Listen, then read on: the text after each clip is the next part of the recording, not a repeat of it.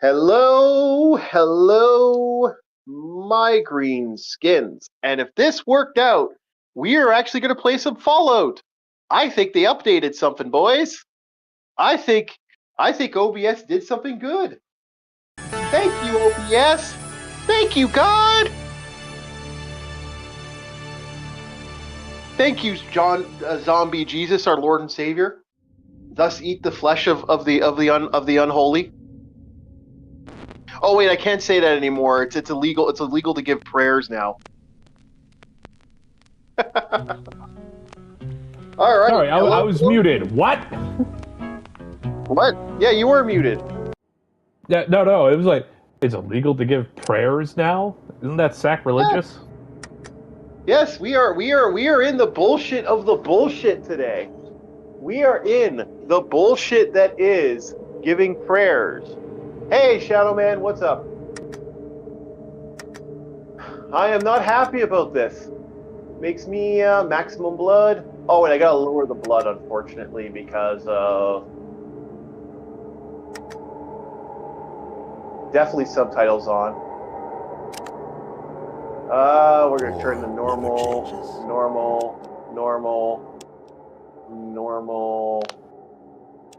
fastest text display. All right, boys. So we are playing Fallout today, boys. Yay. I have not played this in a very, very long time, and I'm so happy to play it again. Although I might need to turn the brightness, but that might be a little too bright. So today we have with me we have DJ Ronnie. Hello, DJ. And today we also have with us Bob the Marauder, and we got 4 people already. Holy crap. Hello. We're creating our own character, of course. So how old are you, Bob? Me? I'm in my 20s. Okay, so let's say 20, 27. Yeah, about there. Okay. So we're going to increase your perception. We're going to increase your endurance. We're going to drop Bob's charisma, because Bob doesn't have good charisma. Ow. And we got definitely drop Bob's intelligence. You got poor. You are dumb as fuck. I'm not even going to argue that one. I can't argue. We'll make your strength fair. We'll make your intelligence fair. Because we want that luck. That luck in this game, fucking worth every penny.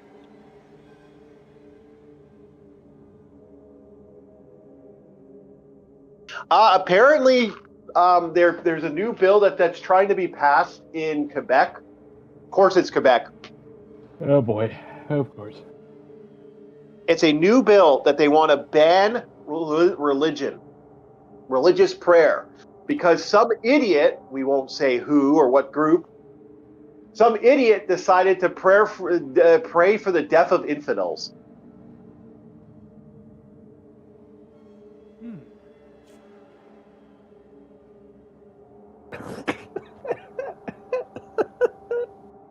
Okay. Okay. Mm-hmm. All religion. Okay, I see how it is. Yeah, I know, right? I don't know if Canada, don't you have something like separation of church and state, and certain rights cannot be, stepped on? Well, granted, it's Quebec. Who am I kidding? We all know Quebec. Even the Americans know what Quebec is. They have another law that's really kind of bad. I'm not going to talk about it, but yeah. Yeah, I don't like these blanket rules. We should have a don't be a dumbass rule. Can we have that rule? I want a don't be a dumbass.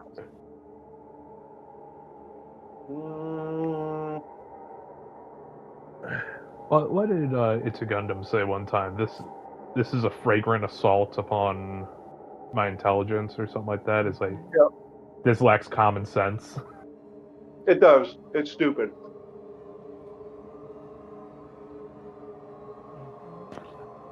I know you put it more eloquently than I did, but yeah, a fragrant assault on my intelligence. So I'm going to. Hello, we have another person that popped in. No. Hello, Iris. Hello, Iris. Welcome, welcome. So I am using a cheap trick here. Watch that. Skilled, gifted. Okay, I get five less skill, and they do skill. The reason you do this is that it increases all your stats and gives you all the bonuses. So it's like, yay! Cheating to win. Let's make Bob a beat. Let's make Bob a beater. Bob the beat. The beat stick. Yep. So we're gonna name Bob Bob. And today we got some fun to talk about today. Oh, we're gonna all caps this. Something song, Pork and the Beast. Yeah. All right. So tonight's gonna be fun. Let's first start off with the fun. Let's tag some skills. Let's tag small guns. Let's tag energy weapons. And let's tag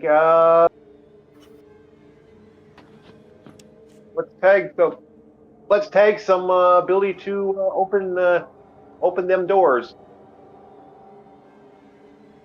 Let's open locks. You know what? I'm gonna drop his luck. I want to give him some more for the guns. No, not big guns. Let's make you amazing. Let's make you excellent. Let's drop your charisma again. We want to have you be like when you aim a gun at somebody, you're never missing.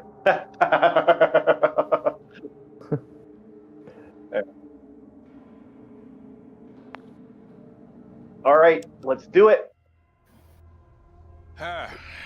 You're here. Yeah, no, this is the new thing they want to ban. Problem, a big one. The controller chip for our water purification. I'm so happy I got Fallout working, boys.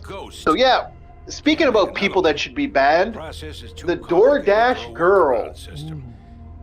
I'm really wondering about this. Okay, we have 3 DoorDash girls we gotta talk about today.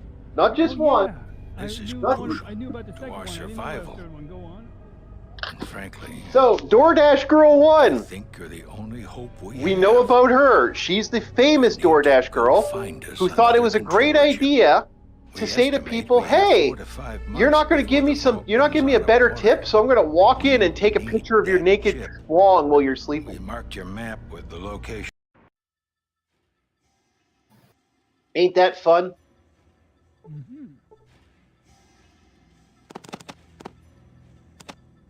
I So love there's people more than who are- one doing it now. So no, we got more fun to talk about today. Oh my lord, boys, this is gonna get fun. DoorDash Girl 2. She thought to herself, well, I didn't get a good tip, so I'm gonna pepper spray your food. Charges of poison, tampering of food. Yeah. That's like What that's like else? A federal thing or something. That's an actual federal offense there. I mean, like, or felony or something. Yeah, that's battery if I remember Intent correctly. it's intent to harm with side of poisoning. Mhm. Because putting any substance, doesn't matter what it is, unknowing to the victim, is considered poisoning. Yep. You could even put laxative in somebody's food, that is considered poisoning. Yep. And if you're enough of an asshole, you could actually say to someone, "Hey, I didn't like the fact you poisoned me. Go fuck yourself." You can actually be that way. Also, pepper spray. Has anybody experienced pepper spray? Anyone here? Yes. I know that if you use it, you have to experience it, right? When you join the military. Yes. you have to experience Yes. the training. It is part of the training I went through to stand watch. And there are other guys who have to do it multiple times, like engineers.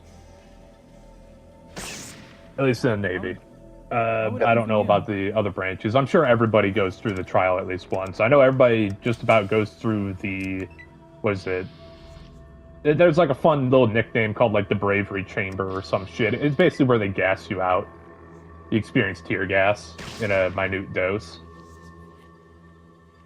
Yeah, it still fucking sucks. Doesn't matter how small of a dose tear gas is, it fucking sucks. I hate it. It does. Yes, it really does. Yeah. So Chief and I, we experienced pepper spray. I've had it in my eye. So the guy said to close your eyes, and he paused for a second while my eyes were closed, and I was like, is he gonna spray me? Because it was like a good second. The moment I opened my eye, stream right in my fucking left eyeball. Now imagine that in your mouth. I don't want to know what it's like in my mouth when I bite down on whatever food I order. Fuck that.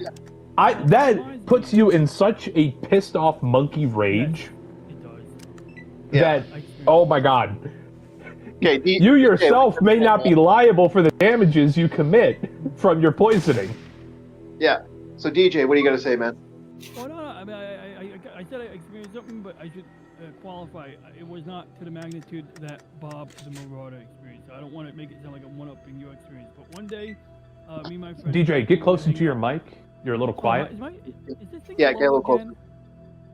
I'm mad close to it. This is bull. It's not your fault, guys, but this is bull because, like, wait, is it disabled? This is bull because, like, I have an app. Yes, Discord did it again. Discord, whenever I open up Discord, it lowers my volume by 50 percentage points on its own. Like, it just goes to master volume. Oh man, lowers it. Immediate change. It's like you cut in and it's like, holy shit, you're clear as day. You're no longer muffled. Discord is overriding my freaking sound mixer, and it does it anytime I touch the audio settings in Discord. I have to go back to the Windows control panel or leave it open and make sure I bring it back up. I'll deal with that some other time. But anyway, I'm sorry. So yeah, not one-upping you, Bob, is that experience is worse than what I had. But oh, I don't think you are. No problem. Yeah, and I just want to make clips. I said I had experience, and I don't want to make it sound like I'm trying to, like, be like, oh, it's, sometimes, it's like some people have that predilection, But anyway, my friend worked at Domino's. We used to hang out in his garage and smoke beers and drink blunts. And like this is like a decade and a quarter ago, I guess. But he worked at Domino's, so he's like, oh yeah, I'll get you Domino's for free. You don't have to order, bring any food. You don't have to go home eat. Then I'll get you Domino's. I'm like, okay, in that case, I'll come right after work. So he's got the chicken kickers that I asked for. Great. You remember chicken kickers from Domino's? Oh yeah, fucking dude. I missed that. They don't do those anymore. Well, he put, so I'm eating this fucking thing, and I start hiccuping, like, oh, how do you like that? I made them special for you, or Jimmy made them special for you. And I start hiccuping like crazy, just like the lady who ate the pepper sprayed food probably hiccuped. And then I put 2 and 2 together, and I realized he put extra kicker sauce on it. It's like, oh, gee. What a favor, some favor there. Like, I get it's a prank, but, like, you could have at least made me a second order of chicken kickers that wasn't fucking poisoned. And, pepper spray is no joke. Now, my question, Bob, is, like, compared to, like, my experience where I was hiccuping constantly trying to eat these kickers, even I had to stop eating them, but I tried to eat them because it's like I was hungry. What do you think, like, based on your experience with pepper spray, it would be like to taste it? Like, what's the magnitude on that, you think? Oh, it's way okay. So I was on pepper a 7, spray. Yeah, it's nowhere near. What did he put on it? Did he put hot sauce on the chicken? Yeah, basically the kicker sauce is a pre-mixed sauce that they sprinkle onto the kickers. So they make regular fried chicken almost, or they make their own fried chicken, whatever, or they have it frozen and they defrost it, and they sprinkle some sauce on it, and it's basically that's what makes chicken kickers have that kick. Oh, okay. Yeah, no, it is not hot sauce. It is. Bob. Let me tell you what the kickers are, just because I can actually give you the ingredients. I had a friend of mine who works as a chef. Okay, so it's a cross between cayenne pepper and a little bit, not jalapeno, but the next step up. Habanero. Yeah, it's a stove. It's one of those stoves of like 6 or like it's not even that high. It's like it's on the low level. Pepper spray, however, is goddamn like that's like a fucking like a 2,000 or 3,000. It isn't the worst. But yeah, go ahead. Because there are only certain grades you can make pepper spray without it being effectively a chemical weapon. Yeah, where it literally burns your skin off. Yeah. The stuff we had was, you can consider it like what the police use. Pretty much, it is the higher grade than what most people are issued. Like some chick who's using it as self-defense, it's a little lesser than that. Or hers is a little lesser than what we were hit with. What we're hit with is not quite bear mace, but it's there. And no, it's not bear mace. Well, bear mace is actually a foam receptacle. That shit, I have seen people like they decided to hit themselves with bear mace. Don't hit yourself with mace. Don't do that. You'll hate your life. I've seen people do that to test out the bear mace, and they got sprayed by that shit. It was so evil. The level of vomiting and sick that this person got. People have done some stupid shit in my life. And I just, you know what's funny? I'm the dumbest one in the room. And I'm like thinking to myself, yo, you better not do that. It's going to hurt you. And they're like, well, we're going to do it anyway. Okay. And I just sit back and watch the insanity. And I'm the moron. When the moron's like, don't do that, Yogi. That's gonna hurt. It's like, no. So, compared to me, okay, here's what he does. I walk in. I gotta tell the story because this is really fun. All right. A drunk party. We're ordering foods. We're doing stuff. I come walking in and I'm like, I'm like, hey guys, don't do that, man. That seems stupid. Don't fuck around with your bear mace. I could handle bear. I get. So I leave, and my one friend's playing. We're all playing Risk at the time, and my one friend was like, yeah, I could take a hit of that, no fucking problem. No, you can't. So they open up a thing of bear spray in his living room. What? Sprays his friend. Hit me, man. Hit me. Hits him with this fucking spray. And the whole fucking living room was uninhabitable for like almost 2 days. I had to leave the windows open in winter. I walk in and I'm like, nope. Just turn around and walk back out. Because that is the risk whenever you mace somebody. Anybody on the immediate proximity is also getting pepper sprayed, including yourself. Yep, you gotta watch that. But to think about this, she said that she was scared of spiders. This is what she said. I was scared of spiders, so I sprayed pepper spray next to the food.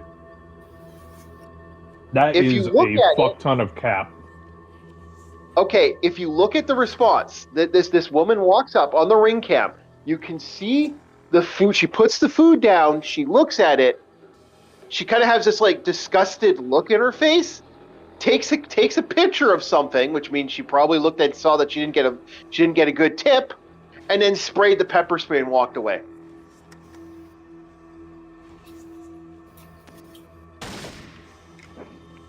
All right. Well, hope you like life in prison. Yeah, that's a felony. Not saying she's getting a life sentence, but saying prison life is not cozy. 10 years. That is 10 years of intent to do harm plus poisoning. Okay, what's even worse is, here's what's even worse. I'm telling you, participation trophies, man. Don't get like that. We got to stop that shit, man. Because I hate to say Absolutely. it. Yeah, and we got to stop this. That evolves from childhood into adult life. And adult life is far more dangerous when you want a participation trophy. You have to do some crazy shit. No, it's not even your life. It's not even that, Bob. Like this is where it gets even better. Like if you think about it, participation trophies guarantee that these people in their adulthood think that they could. Oh, I'm going to be the next big in thing. I don't think I'll be happy if we get like if our little retro community, each of us gets 1,000 subs, and we get enough that we're making at least a living wage off YouTube. If we ever get there, right now this is just me doing stuff on the side for fun. And the second this became something like of a real thing, like it would be great if the whole retro community actually got up and we all got a couple bucks here and there. That'd be nice. That'd be cool. I'm all for that. I'm excited if it happens. But Yeah. I'm not dumb enough. I'm not stupid enough to think that we're gonna be the next fucking PewDiePie. Maybe no, that's a maybe level of delusion that I will not put myself up to.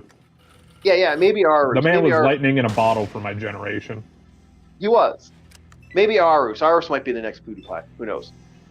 But I'm not going to be the next PewDiePie. I know I'm not going to be the next PewDiePie. Okay, I'm not aware. I'm not an idiot. But like Jesus, hell, people. Like when you think to yourself, you're going to do this to a family. They don't. They're not nice to people who do this to the Like if you do this to the family, man. Oh boy, you're gonna have fun because people are gonna want to fucking hurt you in jail. Women, you want to go? You want to go to women's jail? And like, hey, well, what are you in for? Oh, I poisoned the family and almost murdered 2 children because the children were coughing violently and they were violently ill. They started eating and then they started coughing because they couldn't breathe.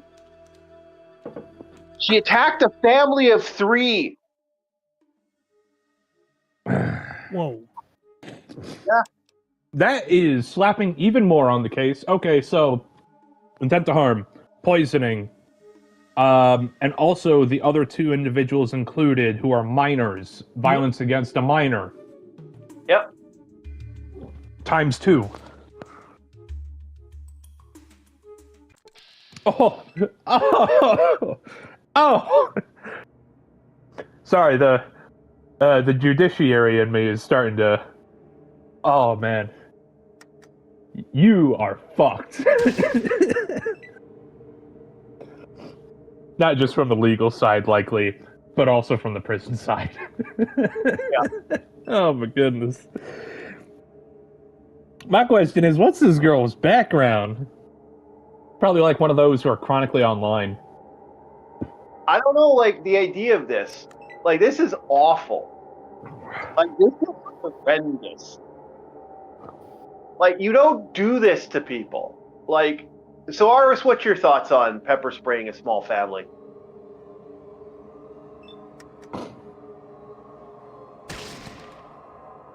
Ours?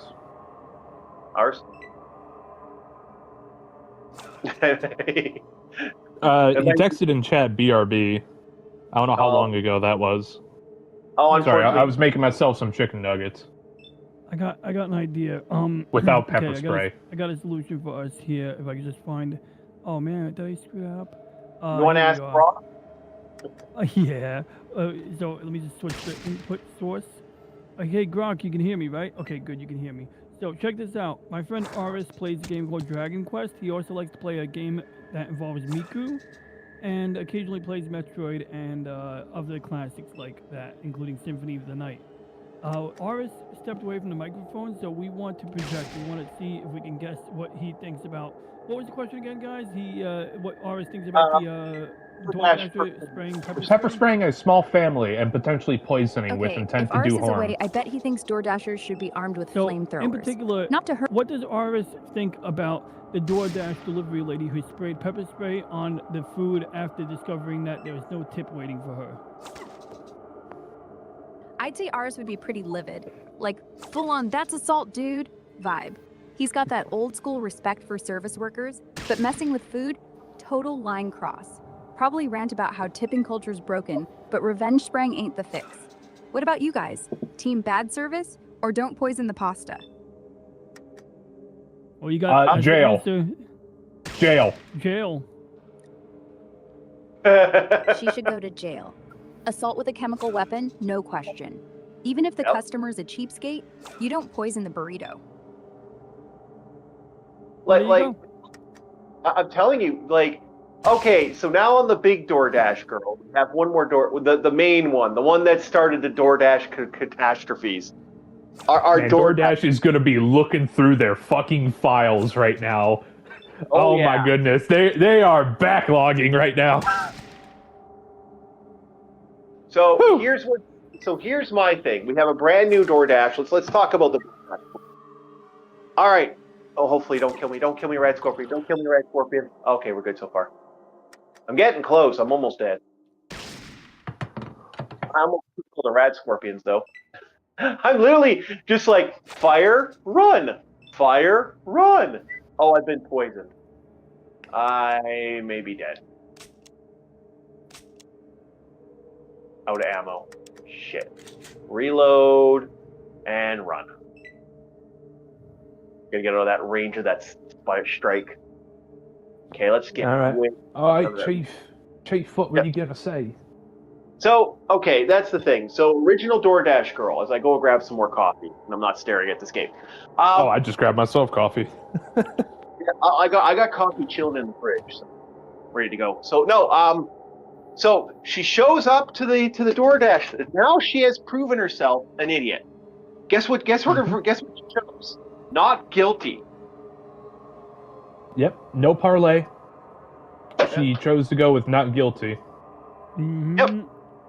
I'm the victim. That does not bode well. I'll be honest, ma'am. No, that is even worse. Fuck, hit my steeple too. That is far worse than a parlay. That is an act of denial, and that can be seen as what is it, Chief? Basically, your case is going to go much worse, and you may get bigger penalties for actively denying and claiming innocence. Oh, this is great. This is even great.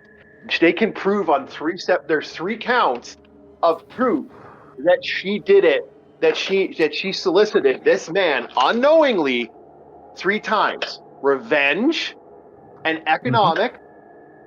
And then the last one is like, I can't remember what the third one was. It's like intent to smear. It's like it's intent to ruin livelihood and life. Yeah, I'd sue her too. Like, you're going to. Yep. Yeah. After this case, the man has full rights to do a civil suit. Yep. Oh, it's even better. She started a GoFundMe to help her. $195. Yeah, $195. I thought that was fucking great, boys.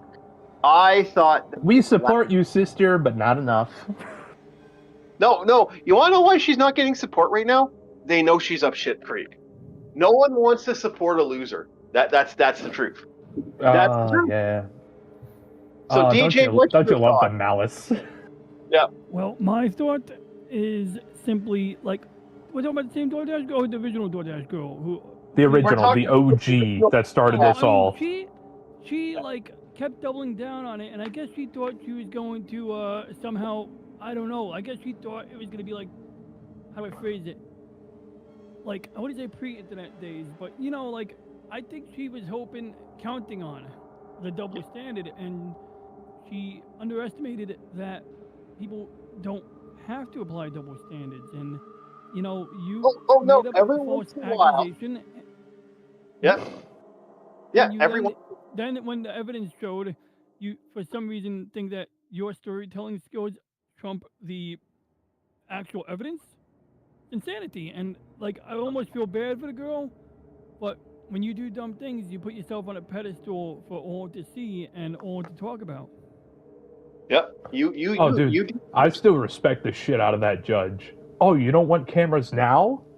Now you don't want cameras? Oh, dude, that went fucking hard.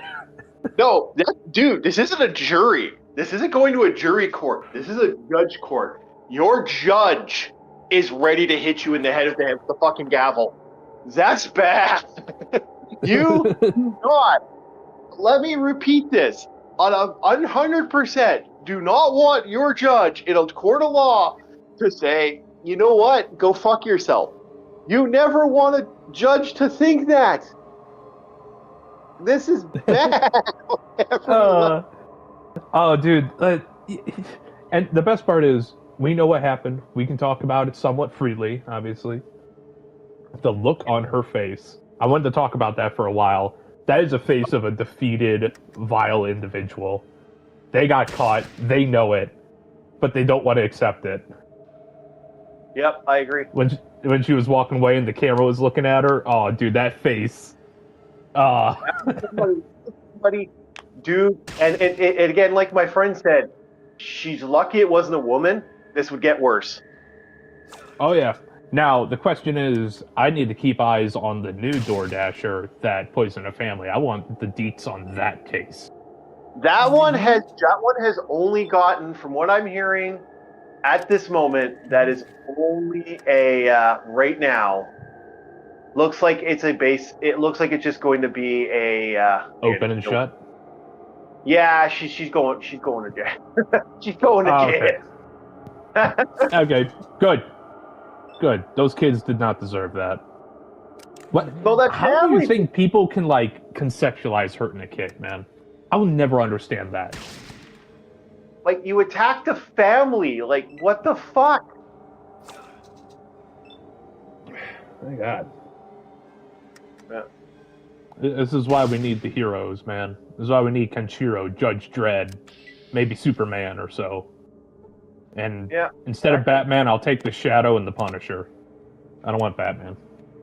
I'm like, this is horrendous to do to an innocent family. Like, we can all agree that's just disgusting. No, this it's like DoorDash some Joker level terrorist attack. So it's we like got something he'd do as a side prank. Yeah, so we got one more DoorDash girl we gotta talk about. Actually, we got 3 of them. Holy crap! Just every day there's a new DoorDash girl. I swear to God. So okay, the new I'm not even like her, Becky. Yeah. You're gonna love this shit. You're gonna love this one. This is even better. I got a new one. Watch it be like Nuclear and DoorDash just fires all female employees because of this. I don't want that to happen, but I understand their fears. I'd be shocked by that, but yeah. So here's the new one. Here's the brand new DoorDash. We got one more for the night, boys, and I'm done. Thank Grumsh. I no longer have to talk about this shit. Glory to Grumsh. Yeah. Alrighty, we got to the town. So here's what's going down.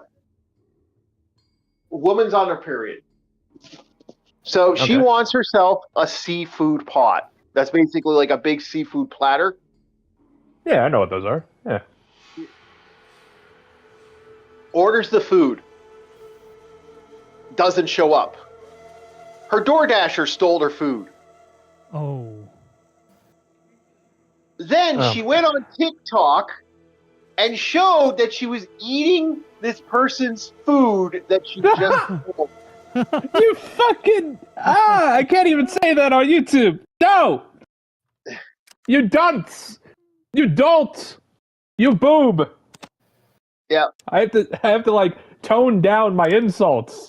Dunce. Oh my God. Imagine that. Imagine the brazenness of stealing the person's food and then live posting it. You know, Chief, for people who want a fantasy medieval equivalent, this is like a farmer complaining to the town guard that somebody is stealing his squash, and he's the squash farmer. Meanwhile, some jackass is in town square saying, "Hey, everybody, this squash is fucking great." I don't Yep. logic. I cannot understand the logic, chat. I can't understand the logic. I'm gonna steal their food. Why? Why would you steal their food? And you're tracked! You're tracked! You're doubly fucked! Not only is your door employee status tracked, because you were the delivery driver, now you're putting it on a social media platform. You're nailed by 2 nails. I'd like to see you pull them out. Yeah. Mm-hmm. I mean, what's the logic? Logic? What is logic? Is this like what my nephew's generation was, where it's what was the fucking term? It was like you do a dink thing. There was a term for it where it's like you steal something or you write graffiti on the wall and like it was some fad like a year or 2 ago. It was devious something. Yeah. It was like devious licks or devious marks, something like that. That whole thing. It feels like a return of that, except this person's even more dense. I think it was Devious Licks. Either way, you get what I'm saying. It's like, what Yes. the fuck? And it's like a way of showing off. It's a way of showing I'm a badass. I'm cool. I'm funny. Look at my funny videos. Sort of like those Jack Doherty videos where a guy goes to the mall with a bodyguard. It's like they obviously know. Or when my friends and I were younger and we play this awful game called Scavenger Hunt, where like it was stupid. Like these dudes would go out with a truck. It was awful. It was awful. Like usually, like the harmless one was the street signs. But one time, one of the dudes took a fucking fountain from someone's lawn, like a fountain, and then like it was driving by that block, and they saw like a group of people standing around the missing fountain. It was like really weird shit. And then what do they do with this stuff? They pile it up like near the park, and they count it, and they measure the score. But it's like now you got a bunch of random street signs piled up next to the park. Oh god, I just breathed in a fly. Oh man, I almost want to ask Grok, does she remember, was it Devious Licks as a trend? That's an interesting question, but I would say Grok. We'll pass on it. But it's Okay, that's all right. Yeah, I've been trying to tweak the audio routing this whole time, and my brain is short-circuiting on what routes to route. But anyway, back to you, please. I'm sorry. Yeah, no. That like people like I don't get the logic of doing something like that. Like personally, I think it's something that teenagers do to distinguish themselves, to show how badass they are, and also because there is a bit of unholy humor to some of these things, but when you cross the line beyond malicious and bodily harm, that's like a whole like it's already bad, it's already wrong, and it's already something that you should absolutely discourage and even sanction. But yeah, this is another level, and it's like at least when you're eating Tide Pods, you're only harming yourself and those who you influence, because apparently influence. No. The Tide Pod challenge was like, dude, they even did a new challenge called the NyQuil chicken, which, by the way, oh no, not that one. Yeah, like, dude. Mm-hmm. Are we also going to talk about pink sauce while we're at it? No. So be it. One. No. But I had to. I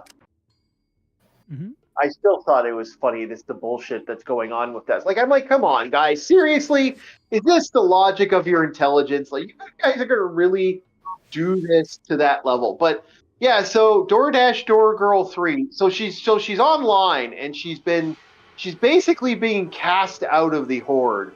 They have been coming after her online. Like, internet is mad because like you went after a person. Like, there's a saying about people who go after like a girl was on her period and you stole her food, man.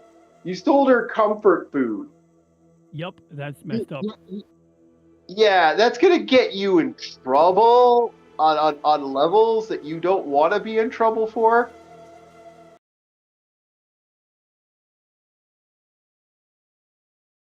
Someone's period. What? If it was me, I'd cry. Then I'd DoorDash again, just from someone else. I'd ask for a refund, preferably. Oh, I'd ask. No, that wouldn't even be. I would be so mad. There'd be blood on give the. you a refund for that. Well, they do refund. Chief, blood, really? Yeah. Oh, Foul, sir, foul. Lawsuit. I agree, Lawsuit. but I had to. I'm sorry.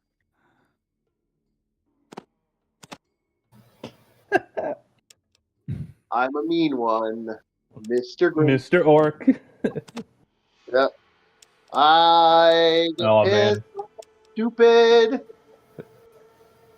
You make me go on to stay home. So it's approved here. Chief is Grinch for this year. Mm-hmm. Well, speaking about Grinch, so now every time she goes online, the internet is after her. The internet is like, they want blood. Yeah, and they're coming after her. Damn it. They've been going after this woman on a large scale now. Like, she is, every time she makes a new tries to make herself famous online, they're like, no you don't, bitch. No you don't, bitch. And they just keep coming after her. she has become the target of the internet. And the internet is, every time she creates a new account, you're a thief, you stole food off someone's fucking plate, how dare you, you're a horrible person, and now she's banned off DoorDash. They've had enough, and you've... So these are the three heads of the Hydra of DoorDash. Yeah, the 3 heads that will now have women get banned from DoorDash. Like, dude, if I saw, like, this makes you wonder. Like, there are people out there,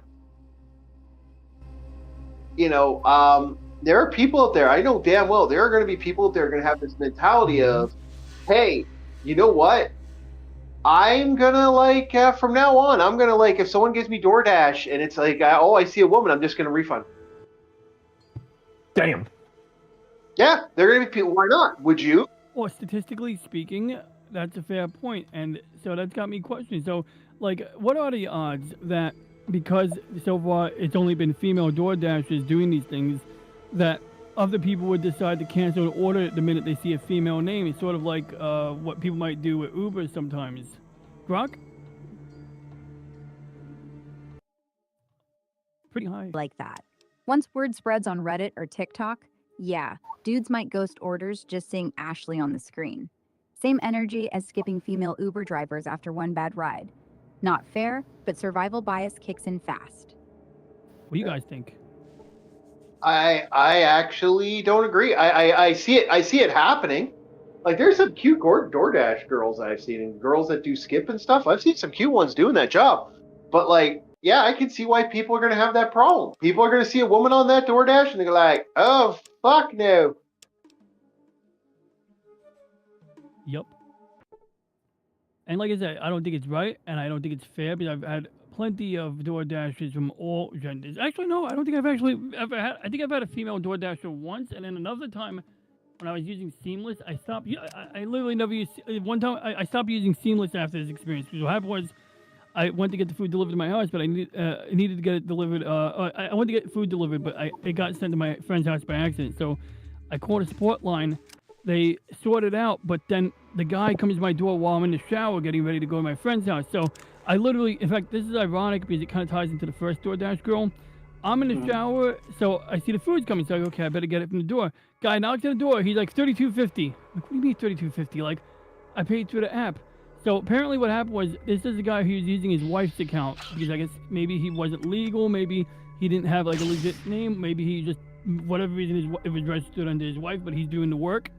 So anyway, the guy comes to the door, is asking for payment, and it appeared that he didn't understand how this works, because when the order's already paid for, they have a DoorDash debit card that they swipe at the store. And because he didn't do that, he must have paid cash because he didn't know the frickin' instructions, and I didn't even know. This caught me blindsided. I'm coming to the door in a towel, and I go like, yeah, hang outside with the food. I didn't want him to think I'm stealing food. So I said, I'll go get you the money because I just want him to go away. Because I'm in the shower. I don't have time to deal with this shit. I'd rather pay double. At the time, I took a hit, but I was like, I'd rather pay double because I'm like naked, wearing a towel around my waist, because I wasn't planning on coming to the door because this was supposed to be contactless delivery. Coward. Well, Coward. Yeah, I know. And I know, dude. Dude, that was me, man. I voted with my dollars. I never used Seamless again after that because I was like, this is bullshit. Like, and if I didn't even know the rule, now if I knew, I would have been better equipped to manage the situation, but I literally didn't know anything. And the guy, he wouldn't even like stand outside with the food. He forced me to take the food because he probably thought once it's in my hands, it's like on me to pay for it now, or something like liability or something like that. Maybe he thought that if like, and it's like because I could have just left the guy with the food and been like, F you didn't follow directions. If I knew the rules, that's what I would have done probably, because like, that's on you. You called DoorDash, tell them that you is Seamless. You forgot to like swipe the card because you didn't know the rules because you're under your wife's name. Oh, guess your wife's gonna have to call. She's gonna be mad at you tonight, isn't she? Well, it's your problem. But no, but anyway, long story short, that's what happened to me, and I forgot why that ties in. It ties in because it does. Yeah. Oh yeah. The reason, my point is voting with my dollars. So. Yeah. Oh yeah, and there's only time. I think there's one of two times. I had the second time I had a female DoorDash was. Two young ladies, I think they were West Indian, it really doesn't matter, but it was raining, it was pouring, and I remember like waiting a few minutes while they were in the car, and I came out to them to get the food because, like, you know, look, it's not gonna stop raining. I don't know. I'd still tip them pretty decently, but I would have tipped them quite well if they came to my door while it was pouring. Yeah, no, I actually don't like using these places because like I will occasionally order food like through Skip and stuff and DoorDash just so I can get food from like the shop, like the shopper stores and stuff because I need, you know, groceries and stuff. So, but it's easier than catching a bus, spending $6 catching a bus. You know, I want to get my money done. I want to get this done now. You know, I admit. Okay. Boom. Hey, wait, did the robot talk to you guys just now? Or she's supposed to be on mute. What? No, didn't hear anything. Okay, good. I don't know, So right. You know, So- if I had a sewer system through where I live, I'd be pulling a Ninja Turtles just to travel to all the places. Because there are too many damn close calls I get being owned by cars on my street. People are in such a rush that I almost lost my leg multiple times. It's usually just going to be my right leg or my left leg. Wow. There was one time I was crossing the street, and I have the right of way because, you know, you see the walking man there. And I'm going, the people screech to a halt and honk their horn, and I just give them this look. Like, bro, I have the right of way. The fuck are you doing? Why are you rushing? Yep. You have a green light, and I have the right of way. I'm gonna be out of your hair soon. But when people pull that, I just purposely go slower to piss them off. And you gotta watch out, man. You're playing chicken for car. I don't know. I know I'm playing chicken with the car, but if I happen to survive, well, I guess it's their problem now. Did I ever tell you about the soup can revenge I did? So, funny story about parked car situation. I could talk about this now. Statute of limitations are long since gone. So here I am, just trying to relax, get my. I'm taking some groceries out, and I'm walking to my buddy's place because his girlfriend's preggers, and I was bringing some food to her. You know, help out, be a good man. You know, be a good friend to a buddy. She can barely walk. Her legs are all swollen. Can you go get me some food? So I got some canned soups. I bought some stuff for myself, and I got her food. As I'm walking up, I see this guy, this group of teenagers. And I got food. I got this canned food in my hand. I got 2 big bags of food as I'm walking. And they're like, hey, come here for a second. What? Oh no. Here's some rude change in my face. Like, whipped it at me. And they started laughing as they went to pull away. Now, I dropped my stuff because I just had someone whip something in my face. Yep. And I have a can roll out. Now, here's the funny thing. When they did this to me, car stopped. When they did this to me, their car stopped because they had to stop for another vehicle. They almost crashed. I saw this and I said, you know what? Grabbed the can, chucked it. I have lethal aim sometimes. Not always, but sometimes the perception gods give me a high thing. I rolled a natural 20. I put a can right through the back of their windshield. He beamed a can of beans at the beaver. Oh my gosh, that's awesome. I mean, I don't endorse that at all. That's awesome. I don't endorse that, but like, I mean, they just attacked me, so I retaliated. Hey man, monkey. How monkey fast were they brain. driving when they threw the change at you? They weren't driving that well. They stopped their car and were asking for something. I thought they were asking for fucking directions. Oh. No, they're throwing something in my face. Made of metal. Well, the way I look at it, they paid you for that can. Yep. And you delivered their can because they didn't pick up their delivery. There we go. Yeah. No, they got a lot. Statute of limitations long since gone. They got arrested. They were the ones that got arrested. The cops were called when they did what they did. The cops were called. I got my stuff and walked away, but they got in more trouble and they got arrested. They tried to press charges on me, and the cops' response were, "Well, who's this guy who threw a can at you?" And one of the old ladies said, "Yeah, they've been threatening people. They've been driving around here. They've been doing donuts in the fucking parking lot at the apartment lot. Like, yeah, no, they ended up getting a threat for reckless driving, all this shit, man. Bucket of crabs. Yeah, they got in a lot of shit for it. And was it worth it? Was the big question I ask? Was it worth it to pick a fight like that? No. So I got one more story for tonight. One more story for Orc War stories. Orc War Chief stories from his. Don't worry, Grandpa. Don't worry. I got your rocking chair right here. Here, I'll sit you down. I'm in my own rocking chair now. Just hope it doesn't fucking snap back on me like it likes to do. Oh God! You know how unnerving that is. And all of a sudden, out of nowhere, I'll hear, and it'll snap back, and it'll goddamn almost like take a header. I'm terrified. One of these days, I'm just gonna like snap back and hit my head. Like, hey man, you gotta watch them fairies. They're gonna play pranks on you. They are playing pranks on me. The sad thing is the only chair I got that's comfortable. Every other chair I've got has sucked. This chair is the most comfortable chair I have.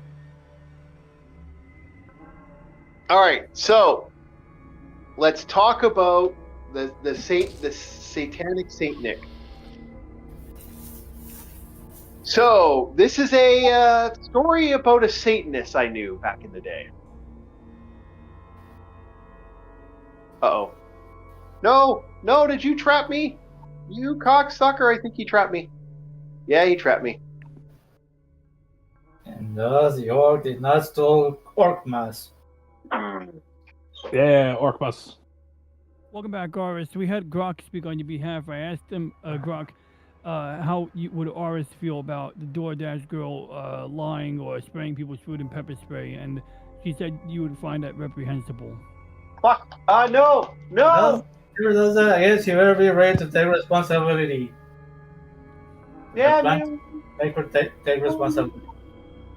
Yeah. Yeah, I mean, I told Grok that you play Dragon Quest to give it a little context because obviously Grok never met you on my end, so I just kind of told her you play Miku and Dragon Quest, and that's all Grok knew about you to make that determination. Okay, we're done Fallout. Okay. Yeah. You know what? All right. You know what happened with that? Ian blocked me off. I didn't save state, and Ian locked me in. I forgot to say. Okay, we're done. That was Fallout 1, boys. The game that is. Yeah, no, Ian locked me out. Basically, what happened is Ian walked and then stopped, therefore blocking me. There was only one thing I could do against Ian, was shoot him. If I would have shot Ian, he would have went aggressive. He would have went aggro. And then I would have ended up getting murdered because Ian is like 3 levels higher than you in the game.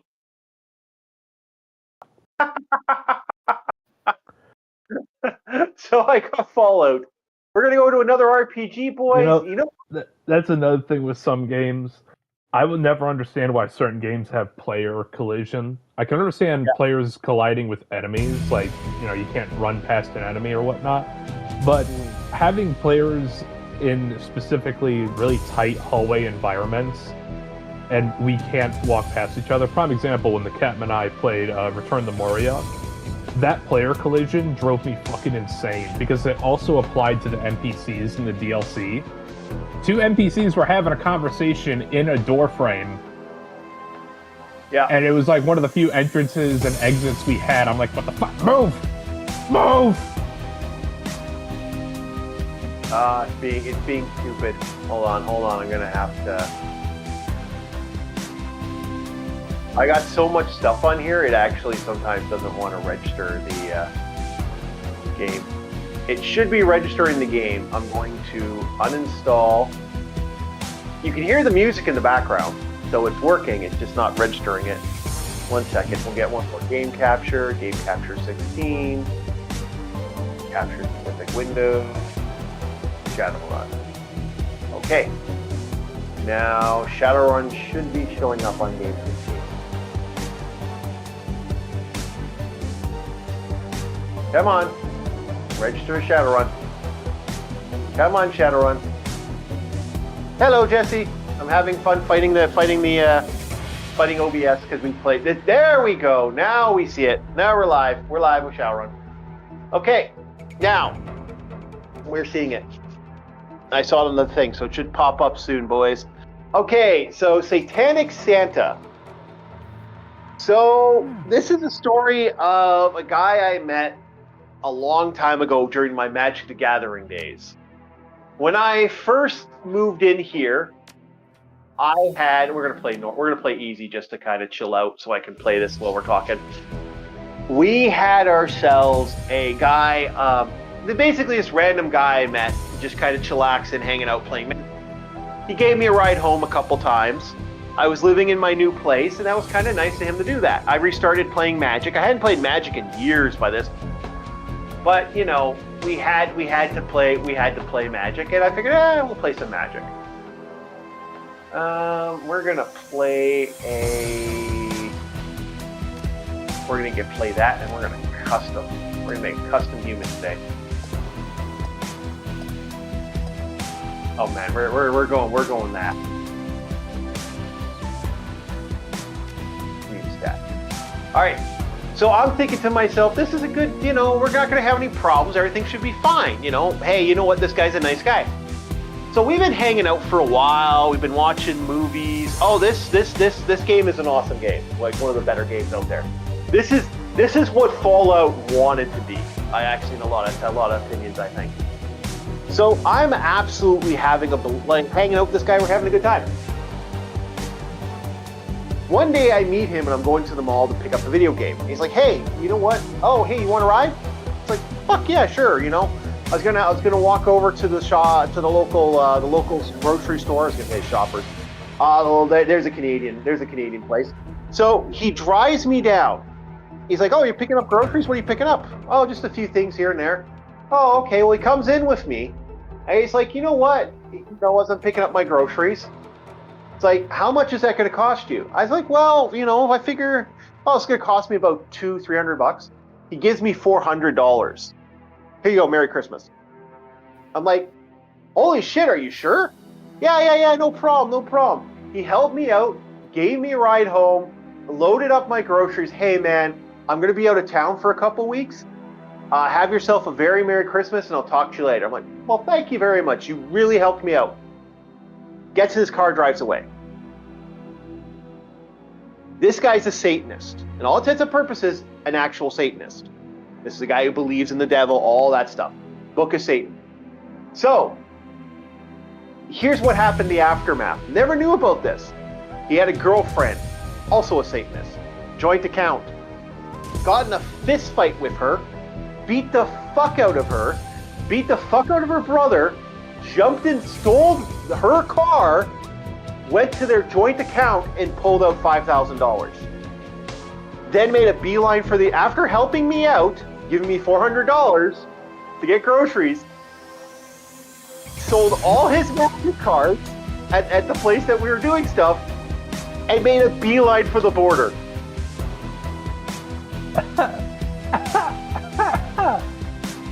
I'm like, what in the fuck? This sounds like an NCIS plot line. I don't know what else to say. I am like, this is insane. This is actually fucking insane. Oh man, I can't wait for the new series of NCIS Quebec. This guy made such a, this guy made such a mad dash for the border. And boy, howdy, did he make a mad dash for that border. And yeah, no, this guy was insanely, I can't believe he did that. And yeah. That reminds me, when you mentioned that he's a Satanist, and my coworker said that he looked up the Satanic Temple commandments or something like that. He said it was all mundane, nice things, like it wasn't that bad. It was like things like be nice to others. In fact, I pulled it up. One should strive to act with compassion and empathy toward all creatures in accordance with reason. The struggle for justice is an ongoing and necessary pursuit that should prevail over laws and institutions. And then just give you one example more, two more. One's body is inviolable, subject to one's own will alone. And the fourth one out of 10, or 7 of them actually, is the freedom of others should be respected, including the freedom to offend. It's like, and so on and so forth. But like, okay, so I just had like Brock spit this out because I said, like, I told it, my coworkers mentioned that the commandments were like mundane and nice things, like be nice to others. And I said, I'm paraphrasing, but is there any validity to this? But I want to make it clear that not all Satanists necessarily go under this banner, you know, just like different denominations of Christianity. Some are into saints, but most of them all are into the 10 Commandments, although you get my drift. So, yeah, this guy here, like, was he of this brand of, like, because it sounds to me this guy, I don't see anything about being, you know, like charitable here, but on the whole, everything I've read so far sound like it would be somewhat consistent with choosing to be charitable to others. So I'm trying to figure out how much of his kindness was, you know, potentially related to his belief system, and how much of it was not, or was just him being nice. And then he thought from what I've heard, he thought he was going to jail. Oh, so he was just doing something nice before going to jail. Okay. Yeah, he thought to himself, I'm going to die. I'm going to jail, and that's the end of me, because he refused to go to jail. He was like, I guess in his brain, it was something else. I don't know 100%. I've never spoken to the guy since. I do know that he gave a bunch of toys, like not toys, but he gave a bunch of his cards, a bunch of other stuff, gave anime, he sold a lot of stuff, because he thought he murdered his girlfriend. He thought he beat her to death. So my only assumption is he did it because in his brain, you know, something was going on. Yeah, I can picture that. And, you know, like, somebody's chemical imbalances are the type, or concussion in the past, too many concussions, you know, make it, like I've heard people, like football players, where they, like, you know, they have those fits of rage that they barely remember, and, you know, it get to a point where they end up really needing assisted care out of nowhere, or gradually they really start having problems with their memory. But like, I don't know, you man. know, just I have that no if idea. someone had a chemical imbalance, they could be more triggered by their girlfriend, for example, and then end up in that blind rage. I don't know what happened. They use Satan as a symbol of something. Yeah, I know how Satanists and Satan worshippers. This was a Satanist. Yeah, you are right though, Jesse. I kind of know the thing. I've studied cults for years. That's why I unfortunately know about Jonestown. Do not listen to that, especially late at night. Well, I got one from the Church of Satan here. Do not tell others your troubles to others. Do not tell your troubles to others unless sure they want to hear them. So maybe he didn't share his troubles with you that day because of that.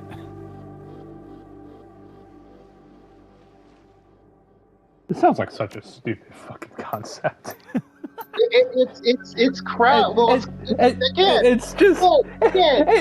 It's just a butchering of some tenants to make it all nice and ushy and gushy without knowing what the actual material that they worship is. It's Crowley. It's one of Crowley's creations. What do you expect? You're not little children. So does that mean non-little children are on the table here? No comment on that. Yeah, no comment. Goddamn. That was a bridge a little far, but that's okay. We get what you're saying. No, but Crowley is a sycophant on every level, and he's not wrong. Mm-hmm. The things Crowley did, I don't know how he's a figurehead or a pillar of Wiccan community. Like, you guys are fucking stupid. Like, I have a disdain for the Wiccan community because it's hippies who believe in crystals sometimes. Oh yeah, like that one chick that pretended to be a fairy even though she was smoking a doobie right there, and I was like, I don't know any fairies that smoke weed. Yeah, same here. That's that chick. Don't fairies just use tobacco? Isn't that it? Yep. So this is an amazing game. speaking about amazing game, last thing before we get to the main topic. We got lots of people today, actually. We got lots of people watching. Hello. Okay, Shadowrun Hong Kong. Bob, your first thoughts. It's in Hong Kong.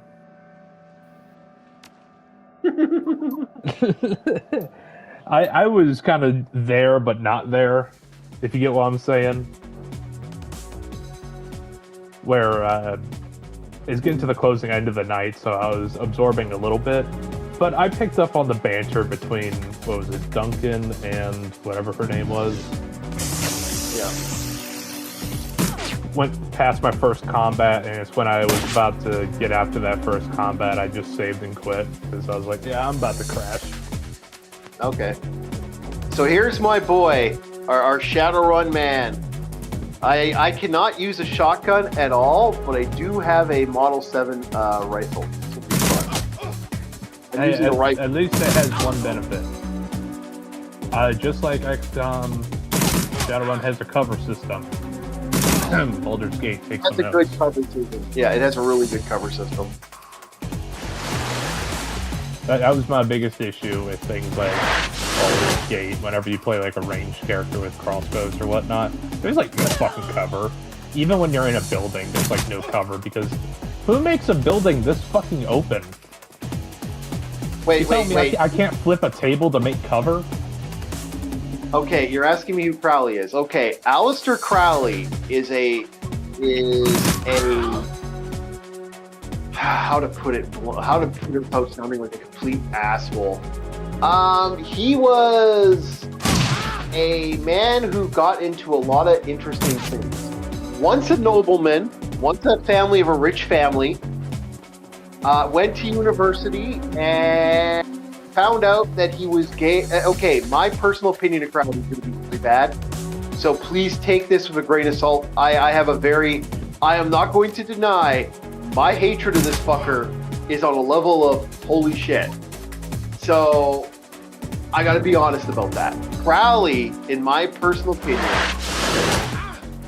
is a geek who got into weird witchcraft stuff.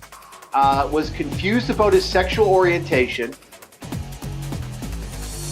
and ended up getting a lot of heavy diseases that he never got treatment for. Then created a bunch of cults, including the Church of Satan. This is a guy who believed he took a trip around the world so he could get shmoo with his weird boyfriend. And I it's the only way to explain it. he went around the world. So yeah, in a nutshell, idolization of a sycophant who was a Nepo baby and was born with life. Was born with life and a lot of money.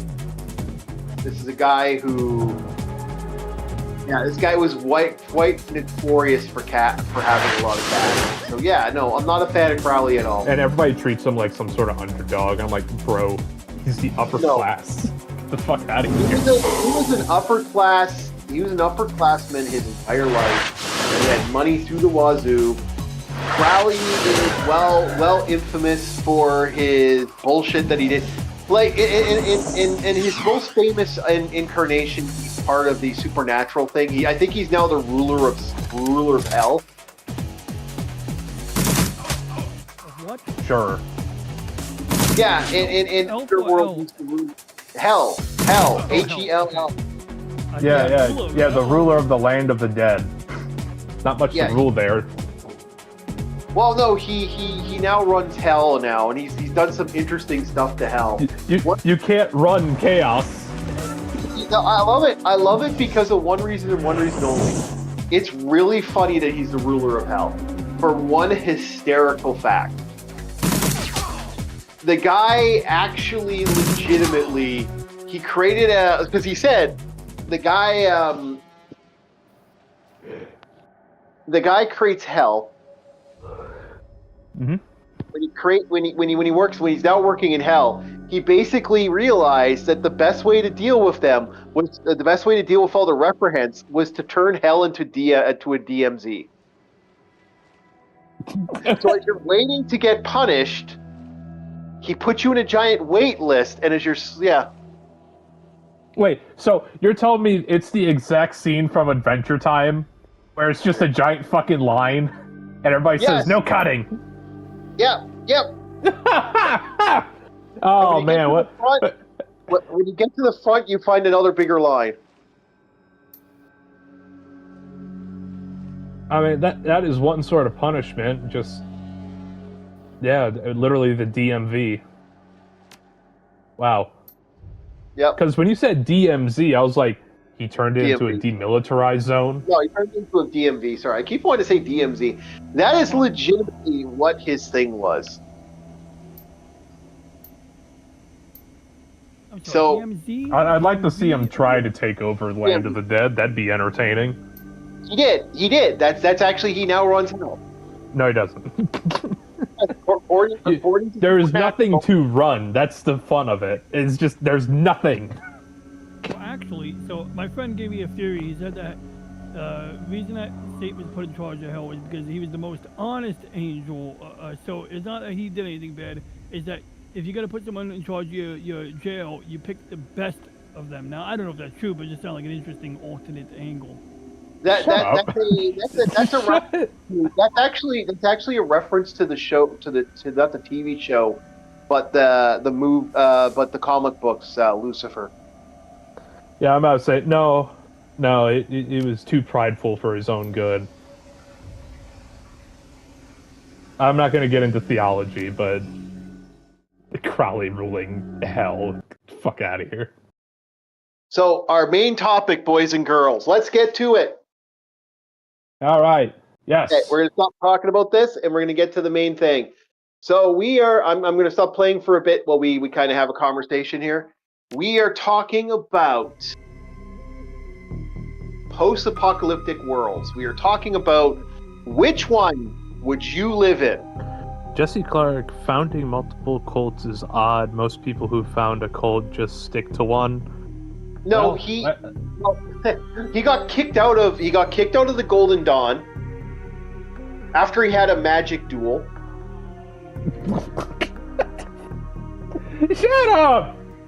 Oh my god. No, he had a magic duel. Aleister Crowley is This the is ancestor to fucking Chris real. Chan in Soul. Change my He mind. had a magic duel. I will tell you the story of the magic duel. No. No. Magic duel. Okay, leave it to chat. All right, now watch chat if they want it. They want to hear about fucking Wizarding World of Aleister Crowley. Magic. This is the greatest, funniest thing. So he founded his own religion. He founded his own thing. Hooked up somewhat romantic. There's references that he got banned or he was having sex with one of these guys in the Golden Dawn. We won't get into that. Sounds about right. Yeah, I don't want to say too much on like. The Chief, we've already stamped out the fact that Mr. Crowley couldn't keep his legs closed. All right. Yeah, all men and women and children and goats. Men, women, children, and goats. Apparently, we won't get into that. If it had a hole, he was going in it. Degeneracy be damned. Rumors circle of babies, but I don't know how truthful that shit is. So I'm not going to say that. Magic cult. All right, so Crowley goes up. He's apparently ascended, used the psychic abilities, and ascended to the most powerful high house of the Golden Dawn. So he shows up at the Golden Dawn group. There's two guys there, and there's him and somebody else. So he pulls out a magic dagger, and they're like, "You cannot enter this place. You are gone." So he starts uttering magical words towards the guy. I do not know what the words were, but let's have some fun. Ikita-pika-da-boo, a magic duel. Erectile dysfunction. Yeah. No, ikita-pika-da-boo, a magic duel for you. And then so the guy returns and goes, "Bookada-bookada-bee, a magic duel is me." So they start casting their spells as Crowley starts going up the stairs.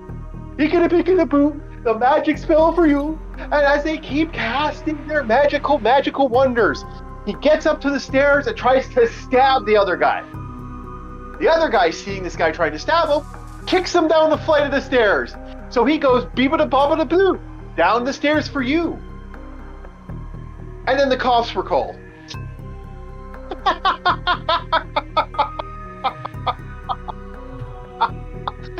That was the magic duel of Aleister Crowley. Boppity do? And he created a new magical cult in Scotland.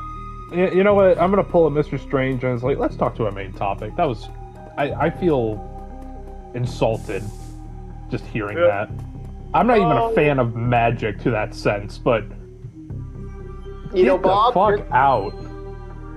I'm tempted to play a magic character now. Bob said that, but no. Switch my character. No. It's like I'm not the biggest fan of magic. Doesn't mean I outright hate magic. I find there are uses for it, but that was such a level of brain dead that my intelligence was actively insulted. Shit, I gotta throw this out. I gotta go outside. I got a fucking vape thing blowing up my hand. Oh god, I was close. Okay, I'm taking this outside. Bye. All right, so he has a small device that wants to go pop. Okay.